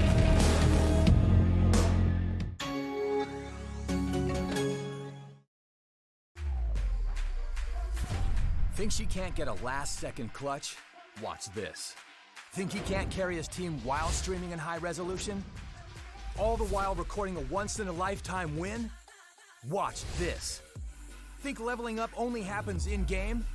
Watch this. On Intel Core i7, they'll rise to every challenge. Now it's your turn. Game, record, stream without compromise on Intel Core i7. Welcome back, folks, for the third map on day 4 of the Legion of Champions Series 4 PUBG PC India Qualifier, brought to you by Lenovo and Intel. I'm Captain Arya, joined once again by Bathura as we head into the first Miramar map, and it seems like things are heating up. We've got a lot of teams sharing cities. We've got 2 teams in San Martin with Communex and who would that be? Team Dragonfire. And then over at Picado, we've got another pair with Team Oblivion sharing the spoils with Team Freakers. Bathura, how do you think this is going to pan out? I think we're going to be expecting maybe 1 or 2 fights right before the second to the third circle, taking into note or comparing the last 2 maps. The last 2 maps, which they haven't had a fight until pretty good 20 minutes solid into the game. Yep, let's take a look at the whole map before we turn to the scoreboard and see how these guys are spread out. We've got the 2 in San Martin, we've got the 2 in Picado. Other than that, everybody is miles apart. They are taking their sweet time looting. They don't want to get caught out early, and for good reason. Here's the scoreboard, and you will see just why nobody wants to risk messing up. In the lead, Tantrumex Esports, after pretty much being gifted the win. Let's quickly switch back from the scoreboard to Tiger7. From Oblivion, he has spotted out members of Freakers. We'll take a look at the scoreboard later, but this is the first fight of the map coming up. Tiger's trying to duck, weave, get out of there, get himself more information as this fight progresses. And yes, he's been aiming down onto Phantom. And Phantom does not have the helmet minded, so one bullet from this Mini 14 can actually result in a knock, and that can actually be quite devastating right off the bat for Team Freakers coming in. Yep, nobody wants to, lose that early man or at least get it down at this stage because they're anyways low on armor, utility, meds, and fighting right now could be disastrous for their, long-term hopes for this matchup. And this is the third out of four, so getting stuck in one of the middle of the pack races right now would mean they are fairly out of it. Guddu Bhaiya, I think, got a great shot onto Burn Baby in the back. Does a bit of damage. Turning back to San Martin. Looks like nothing's happening here. Yes, Burn actually wanted to flank the whole squad of Team Freakers coming in, but he little did he expect. Actually, who was that? If I'm not mistaken, Goodbye. I think he did not expect him to get spotted just like that right off the bat, because that flank would have been devastating, and nobody likes losing the first man of the squad right off when the clock's just ticking on to 4 minutes and 20 seconds. Yep, it seems like everybody has spread out and we are avoiding any conflict for the time being. Let's go back to the scoreboard to see how things stand. Tantrum X Esports at 28 points after winning the second Irangle map.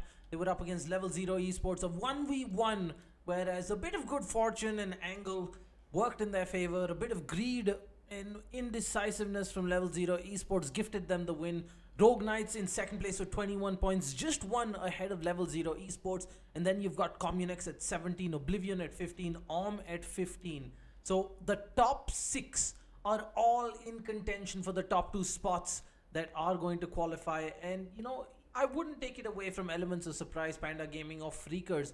One double-digit game and they could be right up in it with a good performance in the 4th map. Who knows, they might even steal a spot off the leader. So it is anybody's game. An exciting day here in the Legion of Champions Series 4 PUBG PC India qualifier. The 3rd map, Miramar, brought to you by Lenovo and Intel. The teams will be competing for 10 lakhs at the LAN, and the winner will earn the right to represent India at the grand finals in Bangkok against the best teams from Asia Pacific. And yes, looks like everybody is getting off the loot they much need right now, because nobody is actually going for the first initial fights that are going to take place, and I don't think we're going to see any of the first initial fights before, let's say, 10 minutes. But yes, I could be proved wrong, but yes, as we see teams all spread out throughout the map, as you can see on the right side of the screen, they're spread out throughout the map, quietly concentrated towards the south, not many towards the north, they're just towards the west and the south. And there's a lot of teams picking up on everyone. There are pretty much 2 or 3 teams in very much close quarters, but it doesn't really matter because nobody's engaging on a fight yet. Yep, we're going to see these guys just take their time with this one. They know nothing is being forced. Nobody's got to rotate across the zones. We might actually see the Rogue Knights run into a bit of trouble as they cross El Pozo. Elements of Surprise are there. They're going to be covering any roads that Rogue Knights might be crossing, and this could put a bit of a dent in their hopes of qualification and taking home this map. Yes, but look at this team Dragonfire and Team Communex are still in pretty much close quarters. But yes, they are departing ways towards the either side of the city of San Martin, and I don't think we're going to see one more fight. I think we're missing off one more fight at the early stages of this Miramar map. It's also quite interesting because the later stages of the game is when your adrenaline is pumping and you want to see everybody, those trades coming in. It's not the 1v1 fights, but the squad versus squad fights that's happening. Yep, over here, I think we're going to see a hotbed developing in a little while towards Chumacera. Let's look at the full map and give you an idea of what's going to happen with these rotates now. With the north of the map being completely out of the zone, everybody's going to move towards the south in the mountains. So in and around Chumasera, south of Picado, and this next circle will really decide whether we're going to look at a city to city, building to building fight, or people are going to be fighting hill to hill with long range stuff across the zones. We've got action happening at Picado here with squads driving in from the distance. Our friends over at Freakers have still not left Picado, and they actually might see or hear Team Communex. And yes, but look at this. This can prove to be so devastating for Communex if any one of the Freaker squad actually managed to pull one more car blast, like how we've been saying the previous two maps. But Yeah, we've seen a lot of vehicle kills, and given how treacherous the terrain in Miramar can be for those in vehicles, I wouldn't put it past them as well. You know, we might see a car explosion towards the shots coming out from Slim Shady.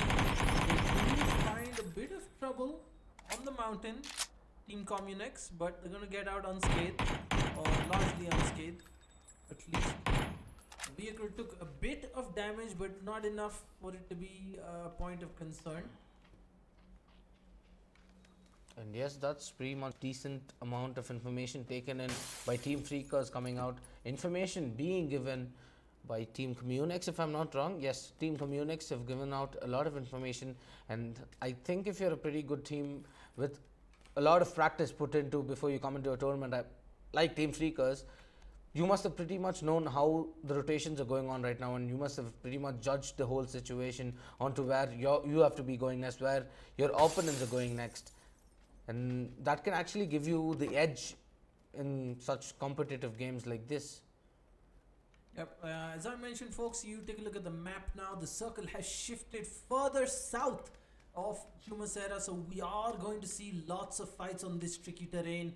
A lot of long range fights, a lot of vehicles toppling with these guys all storming in. Chumasera is probably going to house one or two teams, but the rest of them are going to be spread out between the hills. We got Level 0 Esports here, we got Team Arm, we got Tantrum X, we got the Rogue Knights. So this is the front running pack of the map so far, all within medium range vicinity.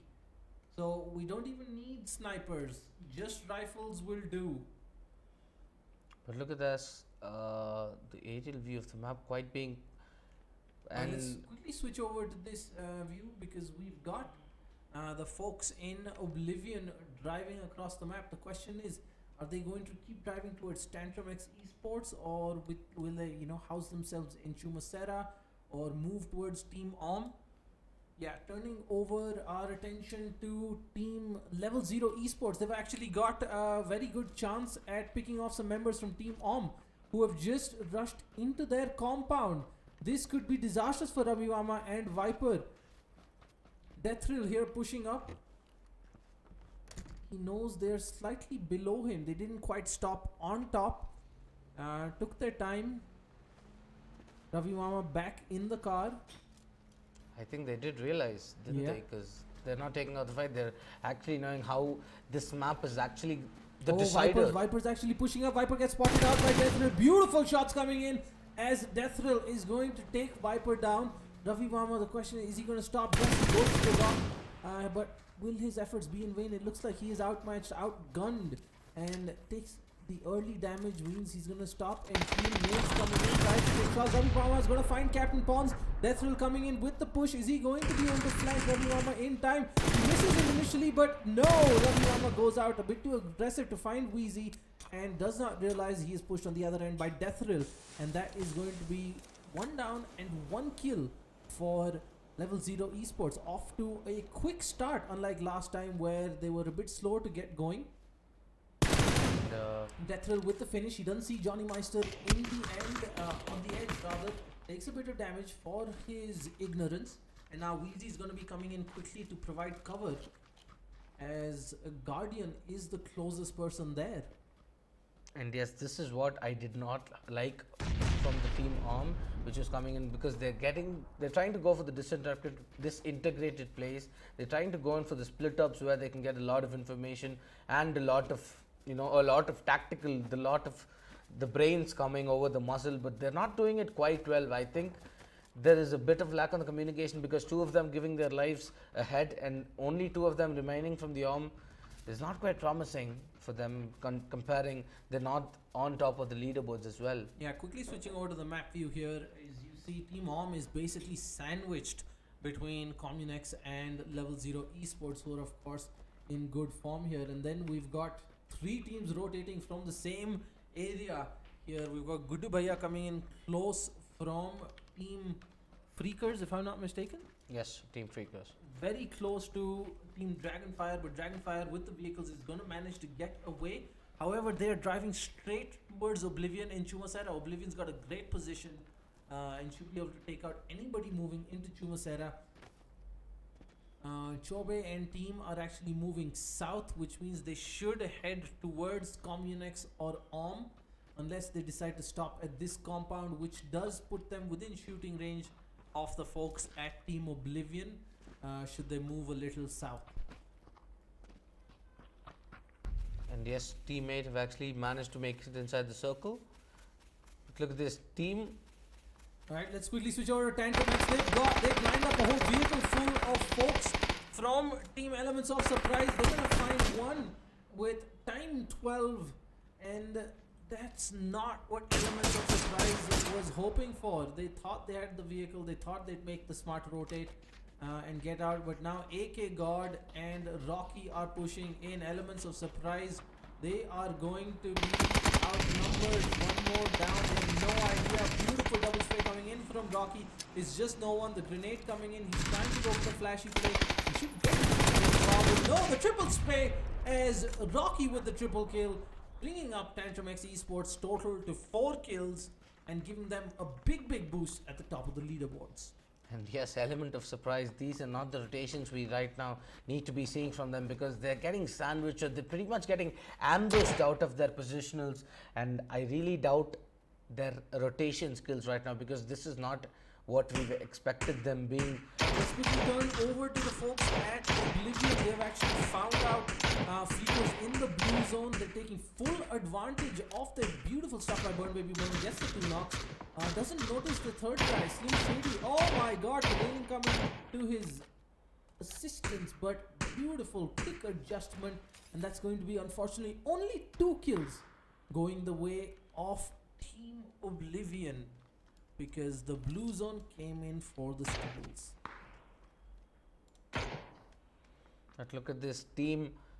Dragonfire has actually managed to spot members of the Team Oblivion, and they are equipped with strong scopes and DMRs and SRs and everyone. So it might be an easy task for them considering they're also uphill, which is giving them the aerial view of all the rotations that's coming in from Team Oblivion. Alright, let's quickly switch over to Communex, who has spotted out folks of Team Om. The shots coming in from Fluxy and so, and this is not looking good for Om. Johnny Meister goes down. He's down to 1 HP dudes. He's come up with clutch plays before, but a 4v1 looks very difficult at this point. He's trying to peek one by one. He doesn't know he's been pushed off aggressive by Ryzen and Fluxy, and he's got 4 different angles he's going to have to cover if he wants to come out of this one alive. Archie also pushing in, takes a bit of damage from one of the members, 1 HP. Nate coming in from Fluxy, he's going to flush out 1 HP. Beautifully timed. Nate does a lot of damage there, and I think the second nade should be able to see it out. No, bounces away, and they're going in for the push. 1 HP dude just saved by the smoke. This is what Ryzen sees. He has no idea he's behind the smoke there. Oh, I think he spots out some legs, and 1 HP dude comes out at the wrong time with his gun unequipped. And that's going to be the kill for Ryzen. Let's quickly switch over to Level 0 Esports, who are coming in hot into this very fight for a third party. Yes, as they manage, Weezy does manage to take 1 member down of Team Communex, and that leaves them with only 2 people, and their position also compromised. Yeah, but look at this push coming up from Fluxy on the side. I don't think Level 0 has any idea that there is someone on this flank. Deathrill just doing his due diligence and checking. Fluxy looking the wrong way. Is he going to get caught out by Deathrill? No, Deathrill gets spotted out first. Fluxy go for the finish. Gets his team the kill but gets taken down in the process as Wheezy and Guardian finish off and send Communex packing. Yes, and what a run it has been right now for Level 0 Esports, and they're still contending for this. They're still contending for the position at the LAN finale because we know what's at stake. 10 lakh of a prize pool. That's a hectic prize pool coming in. Yep, that's a massive prize pool, and just by virtue of qualification, teams are guaranteed a share of it. But every position they gain at LAN is going to increase their prize money. So everyone's in it to win it. We've got a push coming in here from Tantrum X Esports towards the Rogue Knights. These are the top teams, folks. This is going to have major consequences because the losing team of this battle will go out 6th should nobody else fall, and that is disastrous in the grand scheme of things with the position points coming into play. And Rogue Knights with 0 kills so far, if they do not win this fight, if they do not get third partied, they will have a chance. But if things go poorly, this is not going to be their day. Butthead with a great pick off onto Tantrum X Kinzu. Yes, Kinzu does get knocked out, and he is in a quite safe position to get revived, as we see just by rotating for the revive. AK God is holding a very, very captivating position because he knows the whole of the Rogue Knights are concentrated towards one building, and that really is a lot of matter taking him into his way. Because look at this, he does spot Afnan, he does come down in this way, and AK God does manage to take down Afnan. He does manage to hear Butthead's sound as well inside this. He just managed to give him beautiful headshot, which drops him down. And this is a 1v3, this is a multiple angle fight, but he does manage to pray against Rogue Prince, which leaves him only with 13 points of health, and AK God does also manage to get that kill, denying the revive onto Afnan. Beautiful headshots coming in from Butthead towards AFK God. He's going to back off that building as Rogue Prince. He's going to have to come up to make some flank kills, but Butthead gets pushed by Rocky, and that is going to be the end of him. It is all down to Rogue Prince. This is going horribly wrong for the Rogue Knights, who went in so strong after the first map, and it seems like their fairy tale might be coming to an end. This third map is going to put a real dent in their chances of qualification, with Rogue Prince being the last man standing against a full 4-man Tantrum X Esports. And yes, this has been the plight of Rogue Prince for the last 2 maps, because he's the sole survivor of this team. They're not expecting the cheeky pushes that's coming in. That's maybe because Team Tantrum X Esports is on Cloud9 right now, playing the next level, but little do they know they're getting shot from somewhere else. They're on the hunt for Rogue Prince, but AK God does manage to spot one member of Level 0 Esports, who are currently the kill leaders of this map. Yep, we've got Level 0 Esports up there on the mountain. We've got Rogue Prince in here alone. I'm not sure Tantrum X wants to take that risk up on top of another mountain. We've got Dragon X, who's actually in a fight with the folks at Oblivion. And with Dragon X getting eliminated. Beautiful spray down coming in by Defender Beast. Oblivion getting onto the board in style. That is 6 kills for Team Oblivion so far. And yes, as we manage, Rogue Prince still manages to stay alive, let alone how Tantrum X Esports is all over the place. AK God, Rocky, everybody just searching him, but he's in a different building altogether. And there is a lot of fights exchange, there's a lot of shots exchange, between Team Oblivion, and I think the position is compromised of Team Oblivion by his other teammates who are taking shots down. A quick look at the aerial view to show you how things are spread out. Rogue Prince has done a great job just hiding out, getting 1 extra position point for the Rogue Knights. Then up north at the top of the map, you've got Team Panda Gaming getting shot at right now by Team Oblivion. On the east side, you've got folks from Level 0 Esports, and then below next to Rogue Prince, you've got Tantrum X. And yes, Panda Esports is desperately trying to stay alive, but look at this Defender Beast. Dragon actually manages to take down Demonic Whitey from Team Panda Gaming. And Rogue Prince in the meantime has actually gotten an extra kill for the gets spotted out. I'm not sure if he will get out. This one is all three of them rush him together to avenge Just Fire as the Rogue Knights are eliminated in 5th position, not where they wanted to be. But Dragon does spot out the squad of Panda Gaming, the 3-man squad. There's only 3 people alive right now, and this is such a beautiful play coming in from Dragon, because he's spotting everyone, he's tagging them down, and he's not overextending his peaks, which might cause a disadvantage to his team, because they do not expect anybody to lose right now. But he does spot Aviral. Yeah, Aviral going in for the aggressive. See Defender Beast. Dragon on the right holding the angle. Burn Baby Burn also coming in as the at Communex, mind you, Panda Gaming are in it for blood. They want the kills, they want the points. Aviral caught out with a nade in his hand. Will it connect? It's going to land just behind Dragon. I'm not sure if it's going to situation. He's going to pick up. He's going to see Tiger. He's going to get Tiger, but he's going to get flanked.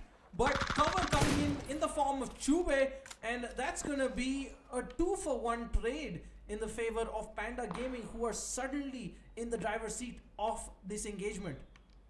Yes, we do see members of the Team Oblivion holding quite passive angles, because they know they're not willing to lose another one. They're not in a position to lose another one. Tiger being knocked, but Burn by Burn going for the aggressive pick does manage to take down Aviral as well. Yeah, beautiful headshots coming in from Chube. Finds Dragon.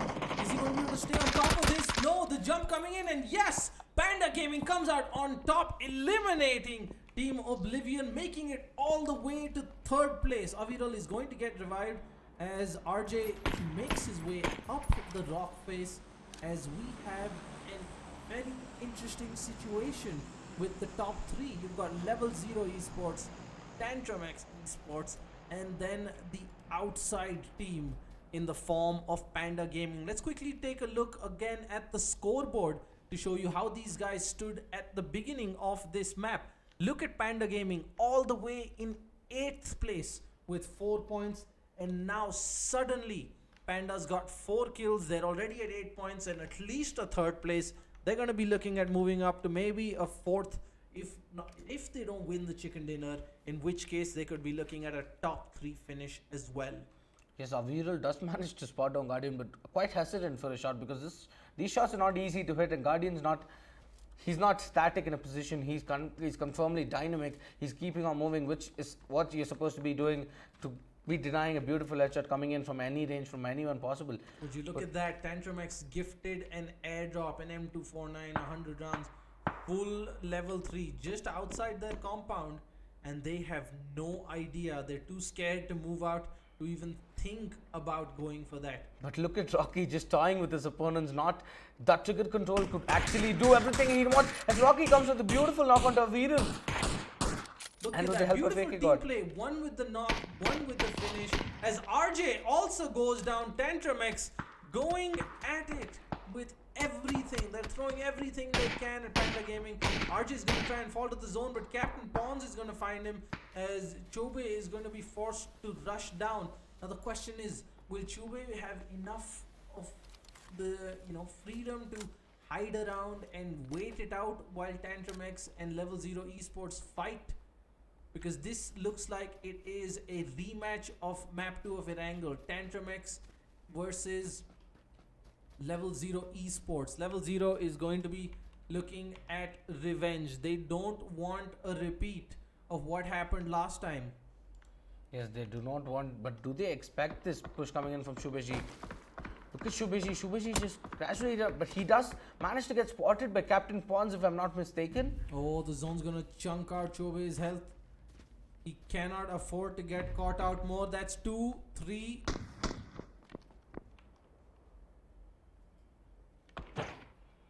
Quickly switching out over to Team Level 0 Esports, as they do have a lot of utility going on with them. And yes, Team Tantramex Esports, if I'm not mistaken, is also in a better position, having the compound for their survival.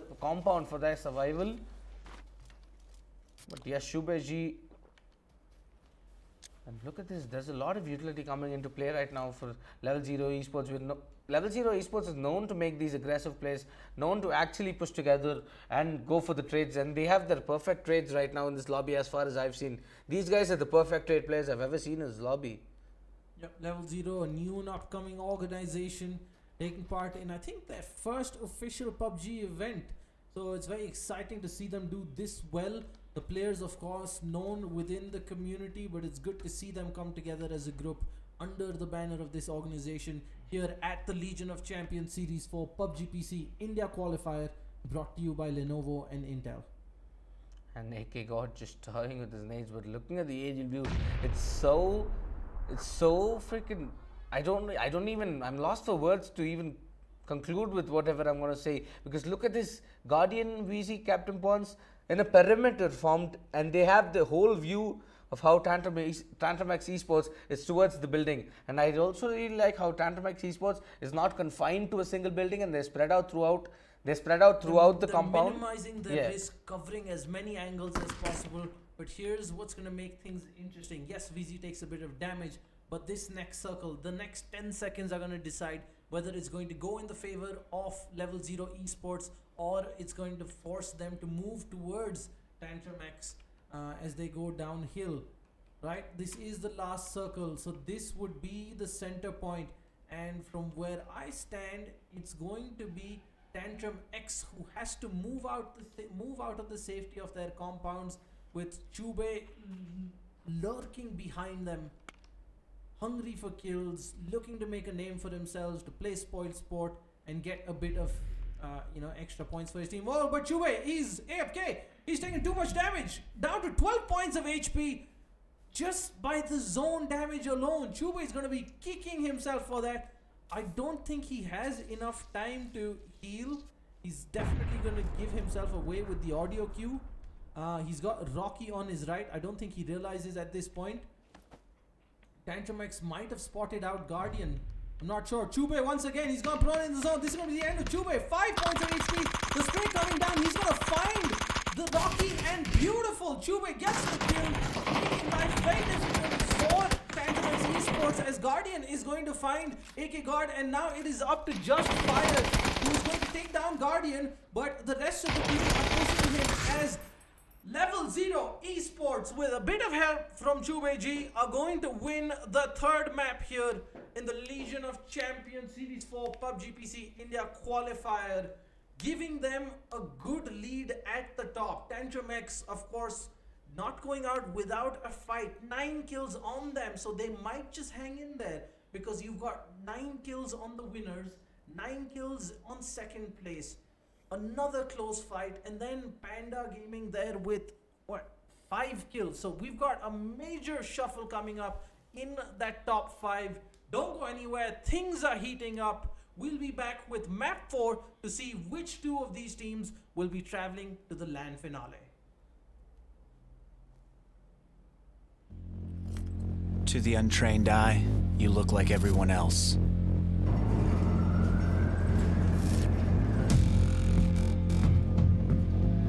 But you have another side.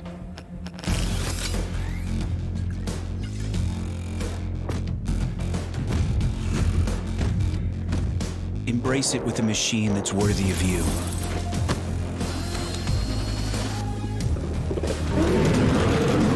Stylish on the outside, savage on the inside. Legion by Lenovo, powered by Intel Core i7 processors.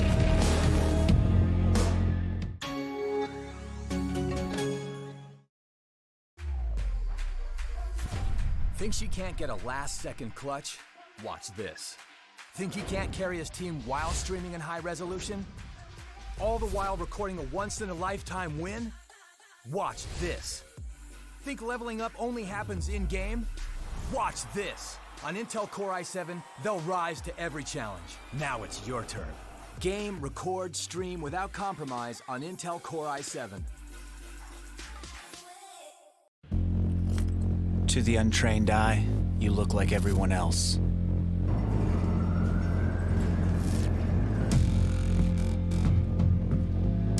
But you have another side.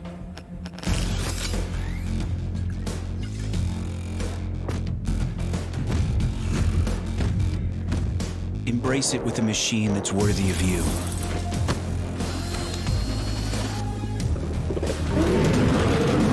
Stylish on the outside, savage on the inside. Legion by Lenovo, powered by Intel Core i7 processors.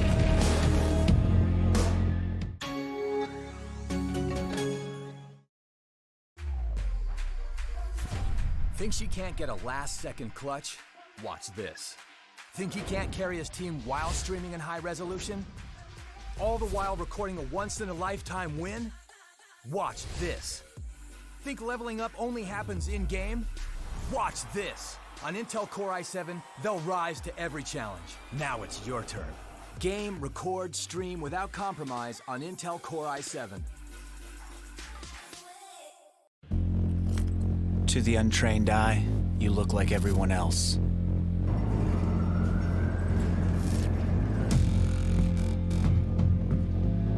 But you have another side.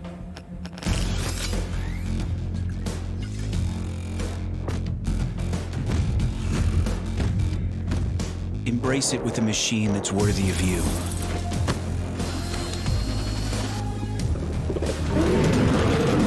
Stylish on the outside, savage on the inside. Legion by Lenovo, powered by Intel Core i7 processors.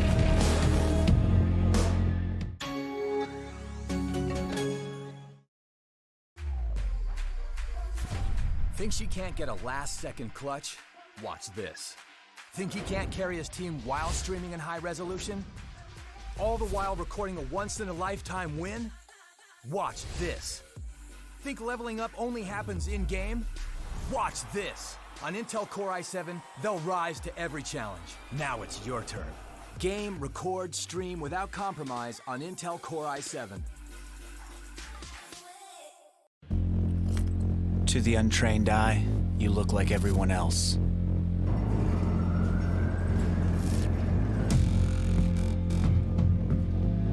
But you have another side.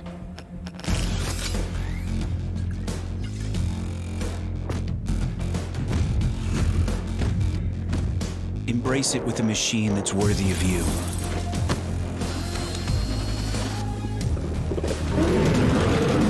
Stylish on the outside, savage on the inside.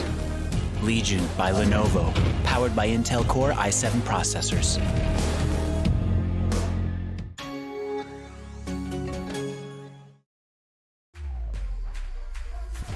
Thinks he can't get a last-second clutch? Watch this. Think he can't carry his team while streaming in high resolution? All the while recording a once-in-a-lifetime win? Watch this. Think leveling up only happens in-game? Watch this. On Intel Core i7, they'll rise to every challenge. Now it's your turn. Game, record, stream without compromise on Intel Core i7. To the untrained eye, you look like everyone else.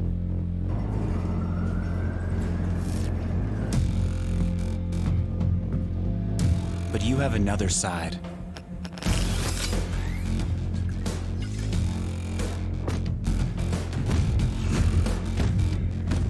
Embrace it with a machine that's worthy of you.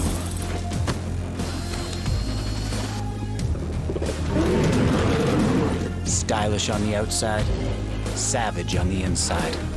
Legion by Lenovo, powered by Intel Core i7 processors.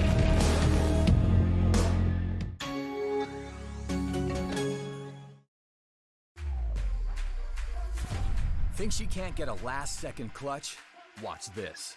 Think he can't carry his team while streaming in high resolution? All the while recording a once-in-a-lifetime win? Watch this. Think leveling up only happens in-game? Watch this. On Intel Core i7, they'll rise to every challenge. Now it's your turn. Game, record, stream without compromise on Intel Core i7. To the untrained eye, you look like everyone else.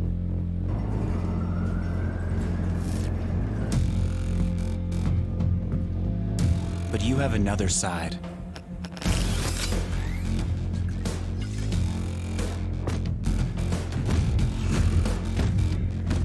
Embrace it with a machine that's worthy of you.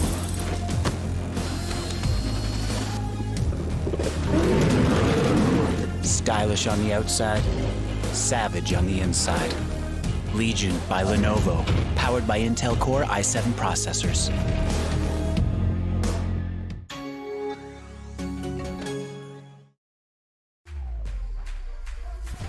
Think she can't get a last-second clutch? Watch this. Think he can't carry his team while streaming in high resolution? All the while recording a once-in-a-lifetime win?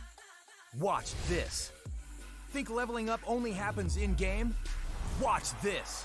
On Intel Core i7, they'll rise to every challenge. Now it's your turn. Game, record, stream without compromise on Intel Core i7. To the untrained eye, you look like everyone else.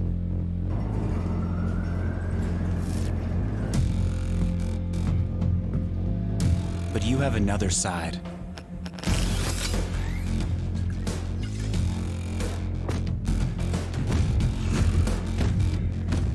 Embrace it with a machine that's worthy of you.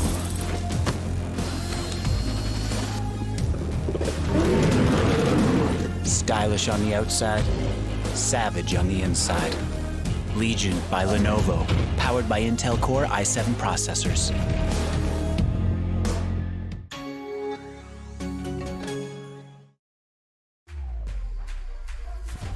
Think she can't get a last-second clutch? Watch this. Think he can't carry his team while streaming in high resolution? All the while recording a once-in-a-lifetime win? Watch this. Think leveling up only happens in-game? Watch this. On Intel Core i7, they'll rise to every challenge. Now it's your turn. Game, record, stream without compromise on Intel Core i7. To the untrained eye, you look like everyone else.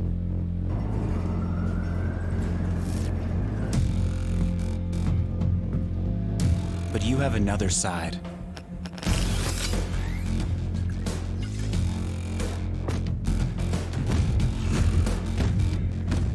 Embrace it with a machine that's worthy of you.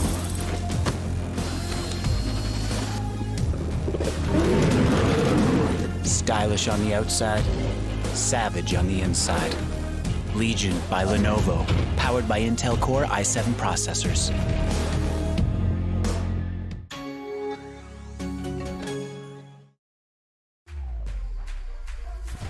Think she can't get a last-second clutch? Watch this. Think he can't carry his team while streaming in high resolution? All the while recording a once-in-a-lifetime win? Watch this. Think leveling up only happens in-game? Watch this. On Intel Core i7, they'll rise to every challenge. Now it's your turn. Game, record, stream without compromise on Intel Core i7. To the untrained eye, you look like everyone else.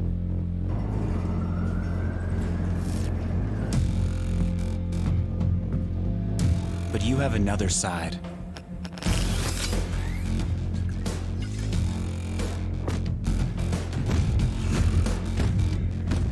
Embrace it with a machine that's worthy of you.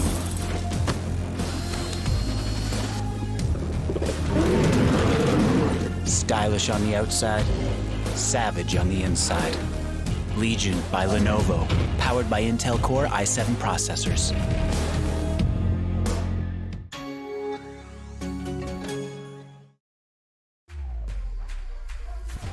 Think she can't get a last-second clutch?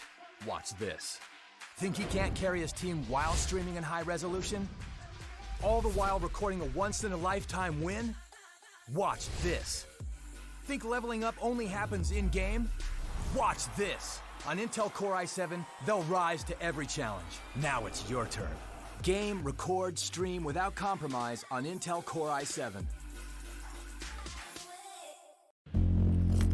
To the untrained eye, you look like everyone else.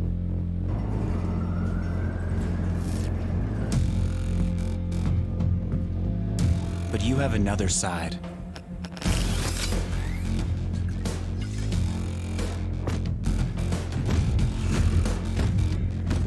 Embrace it with a machine that's worthy of you.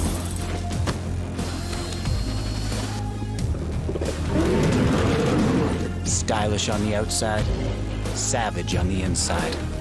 Legion by Lenovo, powered by Intel Core i7 processors.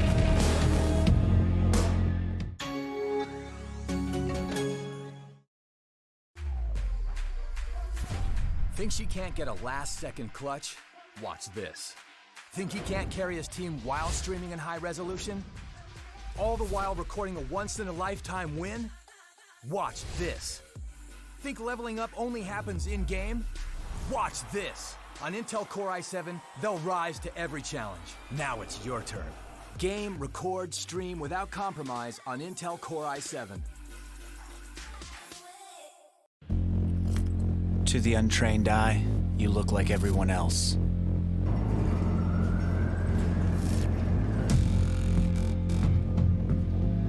But you have another side.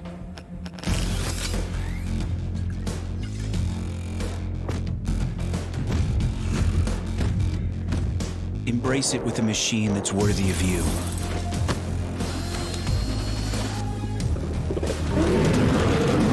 Stylish on the outside, savage on the inside. Legion by Lenovo, powered by Intel Core i7 processors.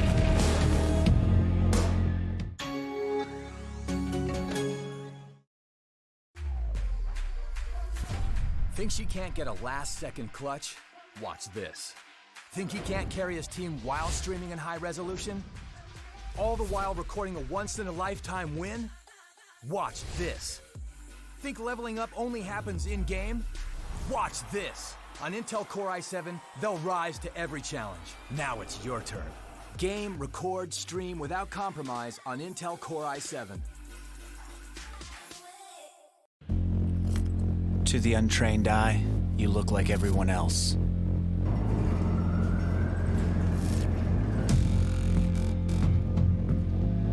But you have another side.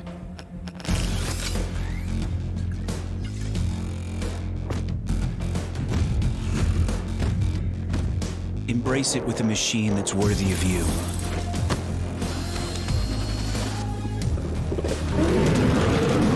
Stylish on the outside, savage on the inside. Legion by Lenovo, powered by Intel Core i7 processors.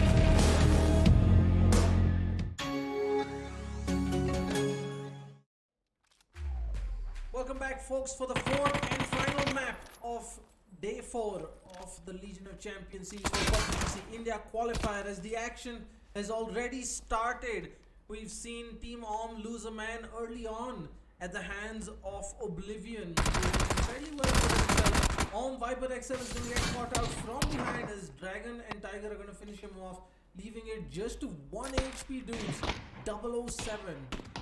Got quite a clutch name. Can he live up to that reputation?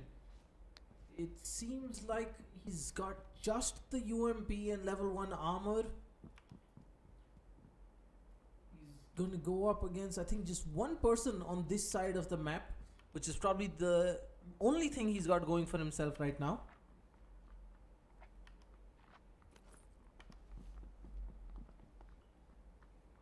One HP dudes being patient.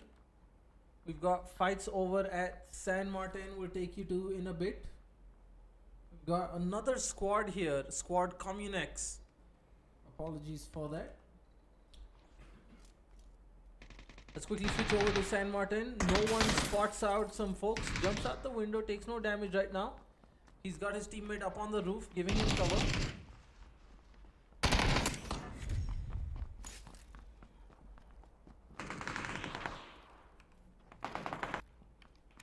There's only good to buy left now. No? The whole team is taken down, and San Martin is secured by elements of surprise right now. I think they're back. I think they have their minds refreshed, and it's going to be very, very hard for them. I think they need maybe a 20-kill game and the chicken dinner if they actually want to stand a chance at qualifying right now.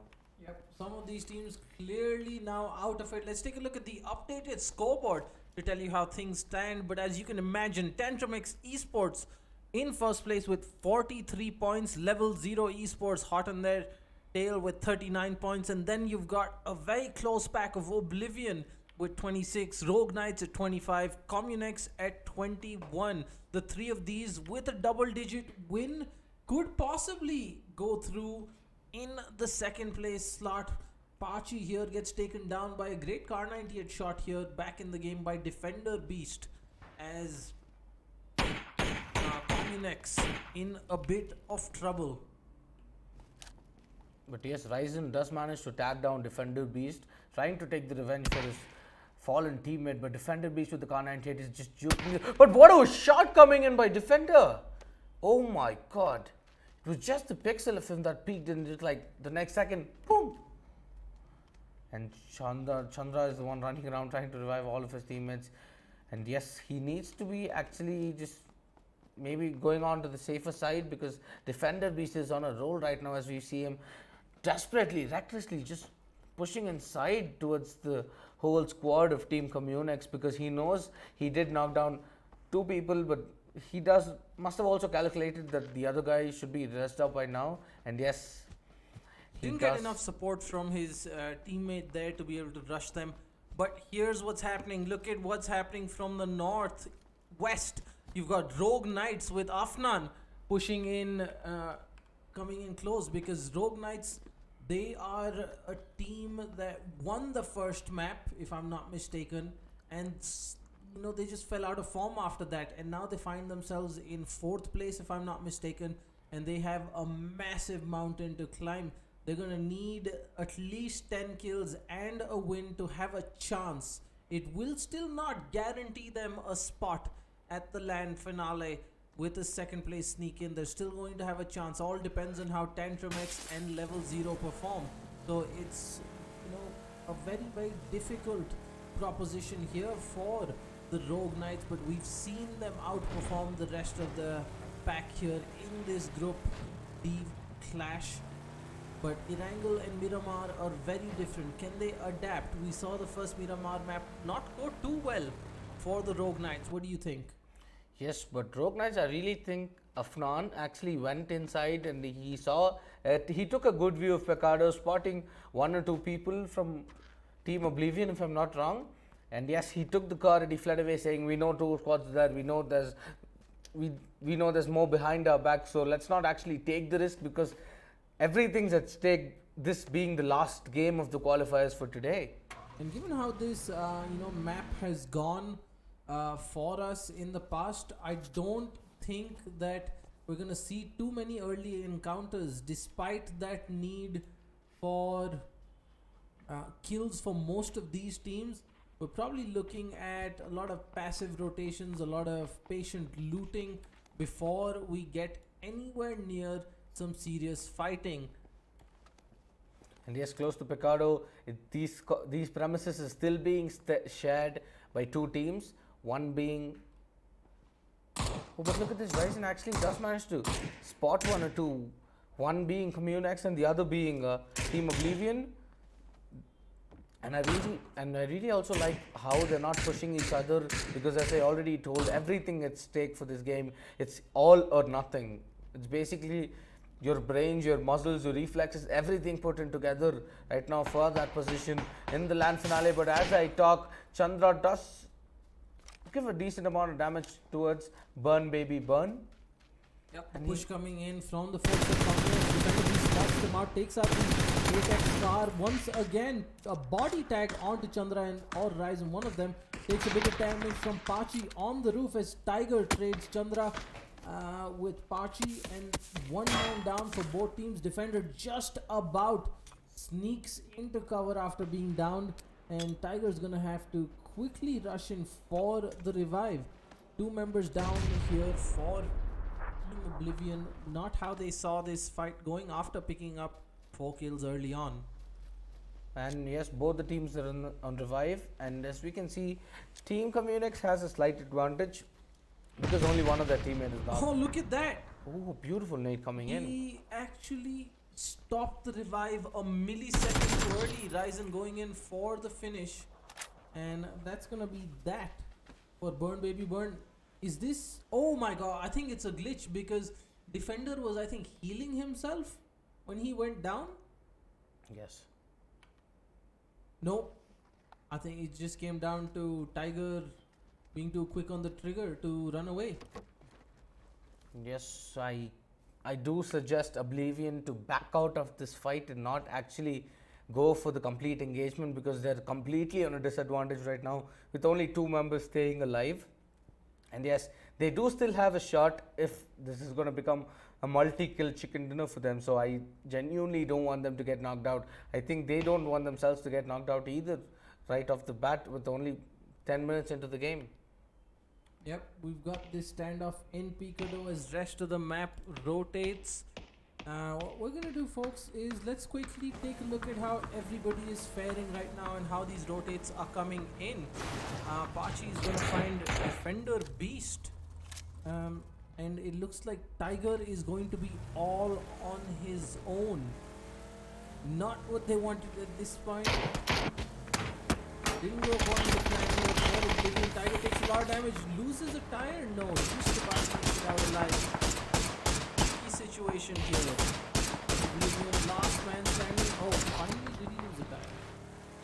Chandra coming He's in lost with a a lot of tire bullets. and the vehicle's all but dead. But look at these positions from Team Tantrum Max Esports. They're right in the center of the circle, the heart of the battleground. Excuse me for that. The heart of the battleground, and they do need very better positions, and they can just take it a bit more on the passive side because they know they're already on a dominant lead. Not a very dominant, but yes, quite a promising lead, being 5 points away if I'm not mistaken. They can actually take this a bit more passive, maybe going on just for the third party fights rather than actually going on for the full-fledged squad versus squad fights. But look at the quite interesting rotations coming in from all. We got Team Rogue Knights pushing in from El Pozo and Team Level 0 Esports coming in from Team Level 0 Esports coming in. But look at this, this can quite turn out to be the engagement that we've all been looking for because Let's quickly switch to Level 0 Esports, who are very close to not just Tantrum X but also the folks at Rogue Knights. Rogue Knights, they're gonna pass by, and a nice little dip is gonna give them a great position. They're gonna apologies for that. They're gonna see members from Team 7 also coming in with their vehicles. That is elements of surprise. Rogue Knights have spotted out exactly where our current second place team, the biggest threat or the biggest obstacle in their path. Level 0 Esports is hiding. AK God is going to find time, and Krish as Tantrum X is getting in the kills. and now there's only one guy left in this squad. But look at this, AK Code goes on with one more amazing information play as he does spot down. I'm not quite sure who it is. Rogue Prince. They do spot down Rogue Prince as well. And Captain Bond's coming with a beautiful knock. Yeah, Wheezy coming in, going in for the finish on Butthead. Everybody wants those kills. Nobody wants to leave it to chance. This is what I've been talking from Level 0 Esports. They're also going on not very much passive, but the passive aggressive, where they're actually taking out kills and they're not letting them, they're not sparing them apart for the revive to actually come through, but they're actually making sure that they're not expose themselves to a different team, which gives them the opportunity to actually get third party. But good, look at this position of Guardian. He does actually manage to spot down the last surviving member of Elements of Surprise. But yes, team number 5.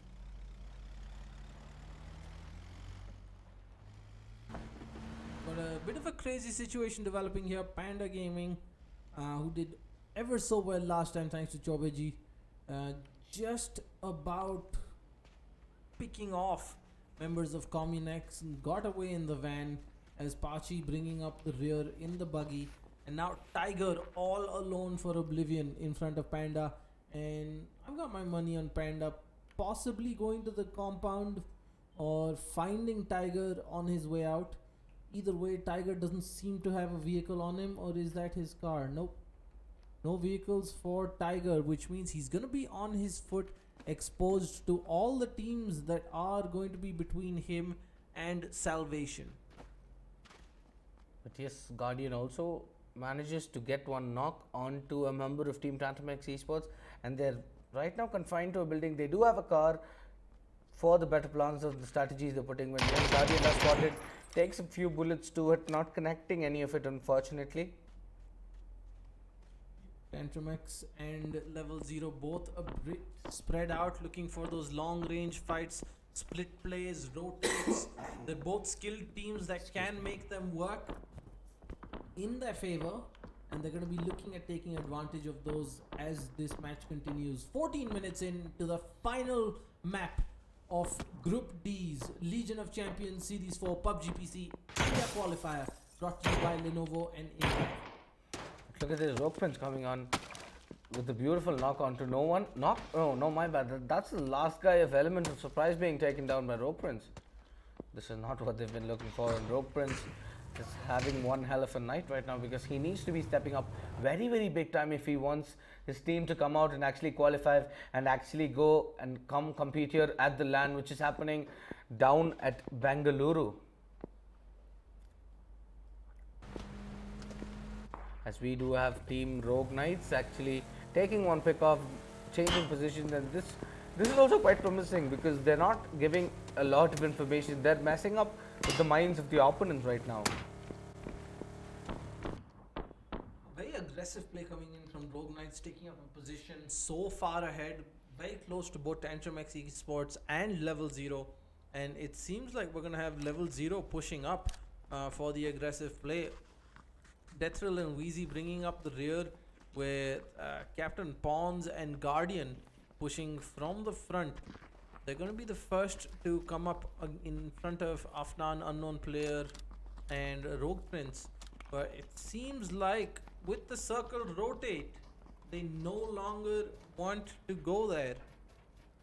And The yes, circle gods are in their favor with this rotation. They're probably going to be moving somewhere here in the center in all likelihood to secure probably the best point to shoot in all directions. They don't realize that most of the teams are going to be coming in from the east, while Tantrum X and Level 0 are both in a very comfortable position right now. It's all in the hands of the guys in Rogue Knights. They're the ones looking to sneak into that second place spot and qualify, and for that they're really going to have to step it up. A win is not enough. They need to back it up with kills, and there's 14 of them in the server for the taking, but they're playing too passive, and it seems like they might not come out on top. Rogue Prince finding out Kinzu from Tantrum X. That's one more added to their tally. and I think Tantrum X's decision right now is perfect because they're trying to only go in for the trade. They do know that they're not going to leave him and they're going to finish it off, knowing that they also need the points for the qualification. And as I told, the stakes have been raised and it's an all-time high. And Rocky just going up on the mountain, trying to get the better angle of the Rogue Knights to actually go for the knock right here. But Just Fire also holding the other angle, and look at all the rotations that's been coming in. Oh. And yes, Rocky does manage to spot a pixel or two, an arm, I guess, of Afnan. And I don't think they've actually realized that these guys can be pretty much close to their collar.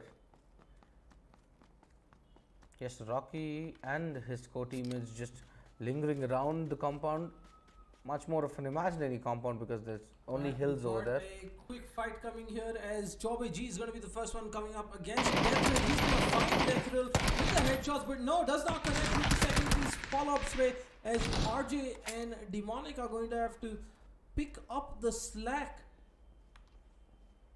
Archie went down to the zone. Deathrill has also gone down, but Guardian is going to be finishing Chobe G, and it looks like Level 0 Esports are going to take control of this engagement, and they're the ones who are going to be deciding how it ends.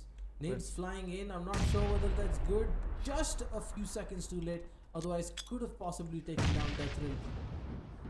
I'm really liking how they're picking up their angles and they're not pushing into the fight, but Deathrill safely inside the smoke, getting back to his health. And look at VEG. VEG in such a captivating position right now. He does spot the head of RJ05, but look at this push coming in from Guardian. This nade can do devastating damage in front of me. The Guardian caught out with the nade in his hand. It doesn't even matter, as Level 0 Esports do manage to safely demolish one more squad of their dreams to qualify to the LAN finale of PUBG LOC event, which is happening down. It's all up to White Knights now. 9 folks left. They can get a potential of 21 points if they kill these 9 and win. It is still statistically possible for the Rogue Knights to qualify. Look at this, 5 teams alive with 20 minutes inside the map. Proves the intensity and how much everybody wants it so hard, because it's not easy. And with what this tournament is beholding them at the big stage, which is going to happen November 16th and 17th, the next month, I think everybody's going in toe to toe, hand to hand, head to head, or whatever you might like to quote it. But look at this, Captain Bonds actually does manage to spot them. No, he's just guessing on the shots being traded from the Rogue Knights. Yep, the Rogue Knights splitting up a little in their effort to find as many folks as they can. They've got Tantrum X, they've got Level 0 Esports, and then they've got the outliers in Panda Gaming. Not an easy task, if you ask me, for the Rogue Knights. They've just about made it to the circle, but they've got a lot of work ahead of them.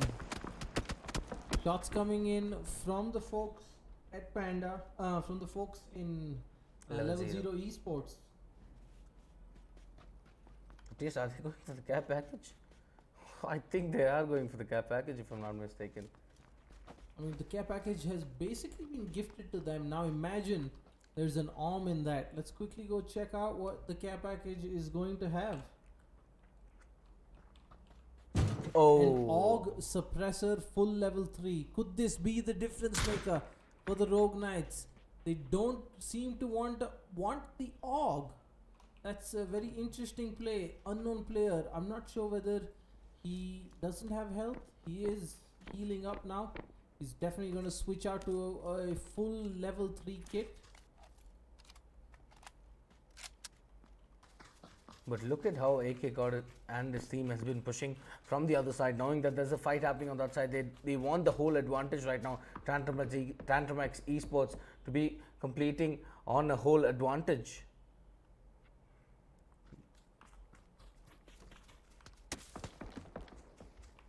Yes, shots being delivered. Awfully populated for 21 minutes into the match. We've still got 5 teams alive. A potential 10 kills there for the Rogue Knights. It is still possible for them, but Deathrill coming in. Deathrill and Guardian with a double knock there.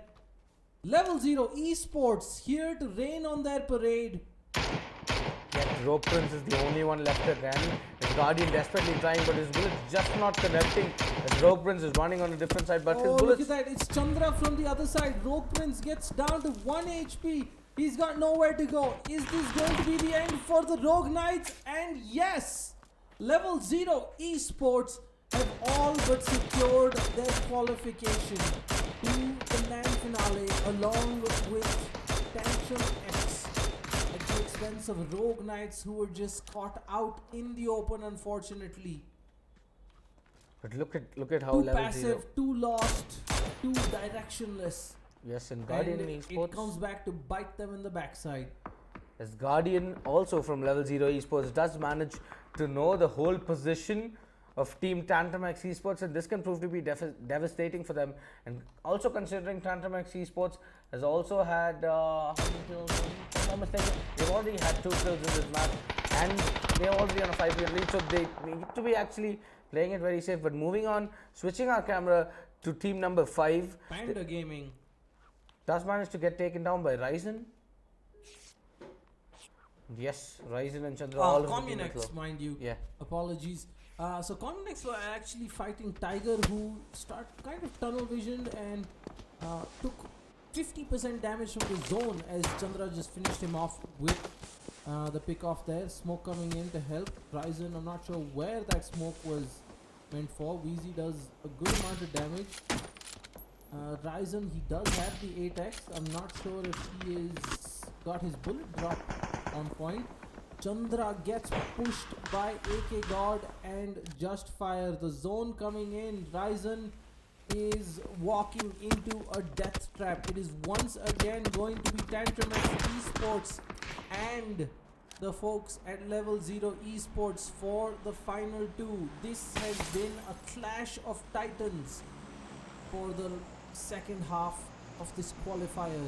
After initial hiccups, these two have dominated And for the third consecutive match, they are going to take top 2. And it's all about pride. Who can say we qualified the top of our group when they walk into the LAN finale and compete for a 10 lakh prize pool at the Legion of Champions India Finals, brought to you by Lenovo and Intel. But what I also really want to take into note is the confined position right now of Team Tantrum X Esports, because they're all confined to a compound where Team Level 0 Esports has the whole of the barren lands, whole of the mountains to be explored. And look at the gods of PUBG actually favoring them, but it doesn't matter as Justfire manages to take down Deathrill.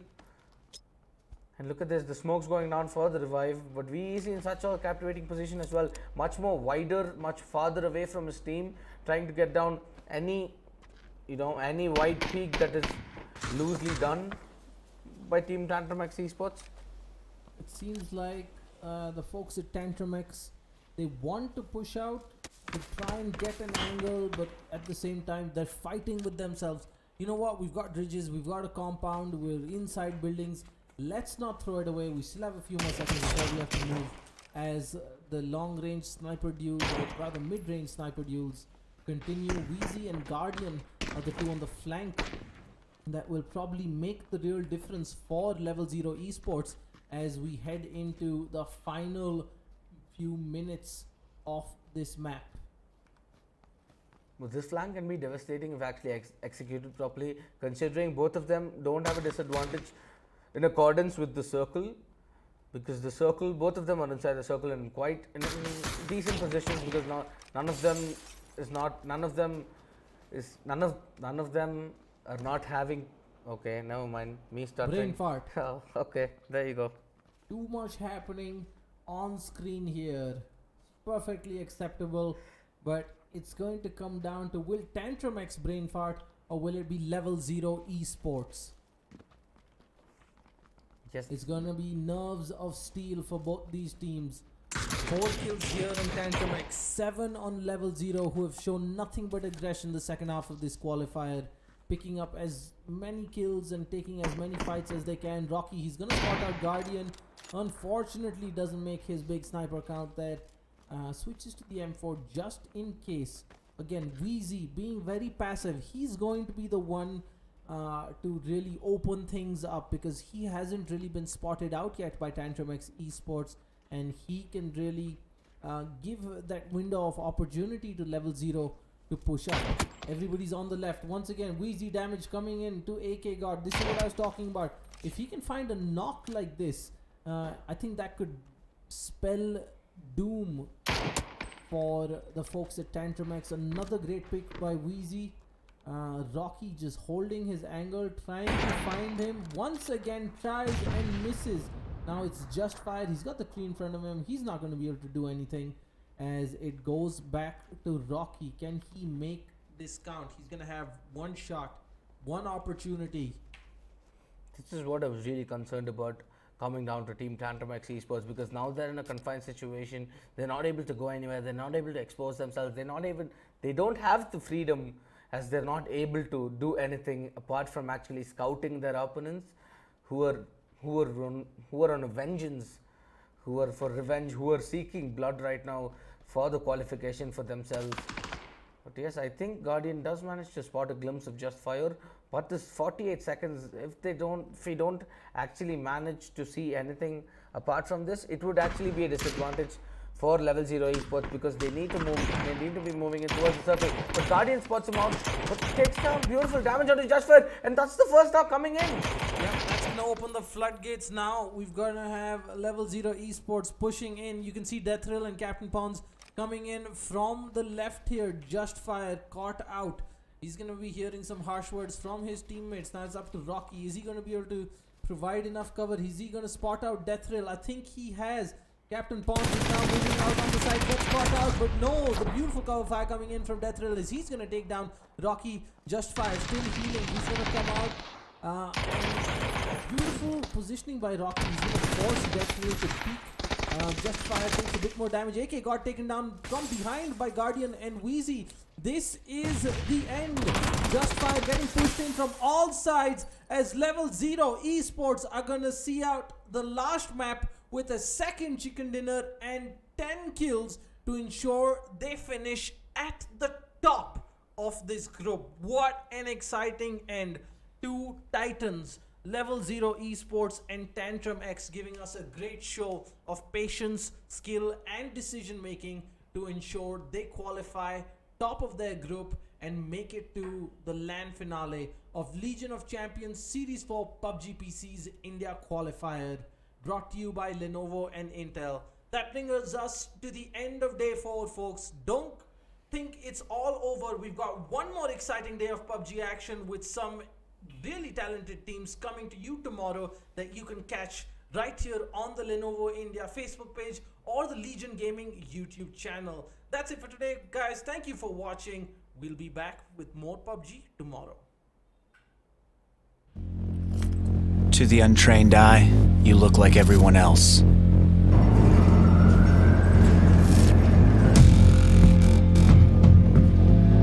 But you have another side.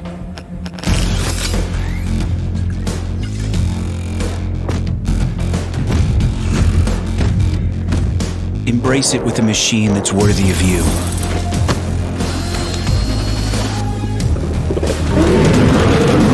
Stylish on the outside, savage on the inside. Legion by Lenovo, powered by Intel Core i7 processors.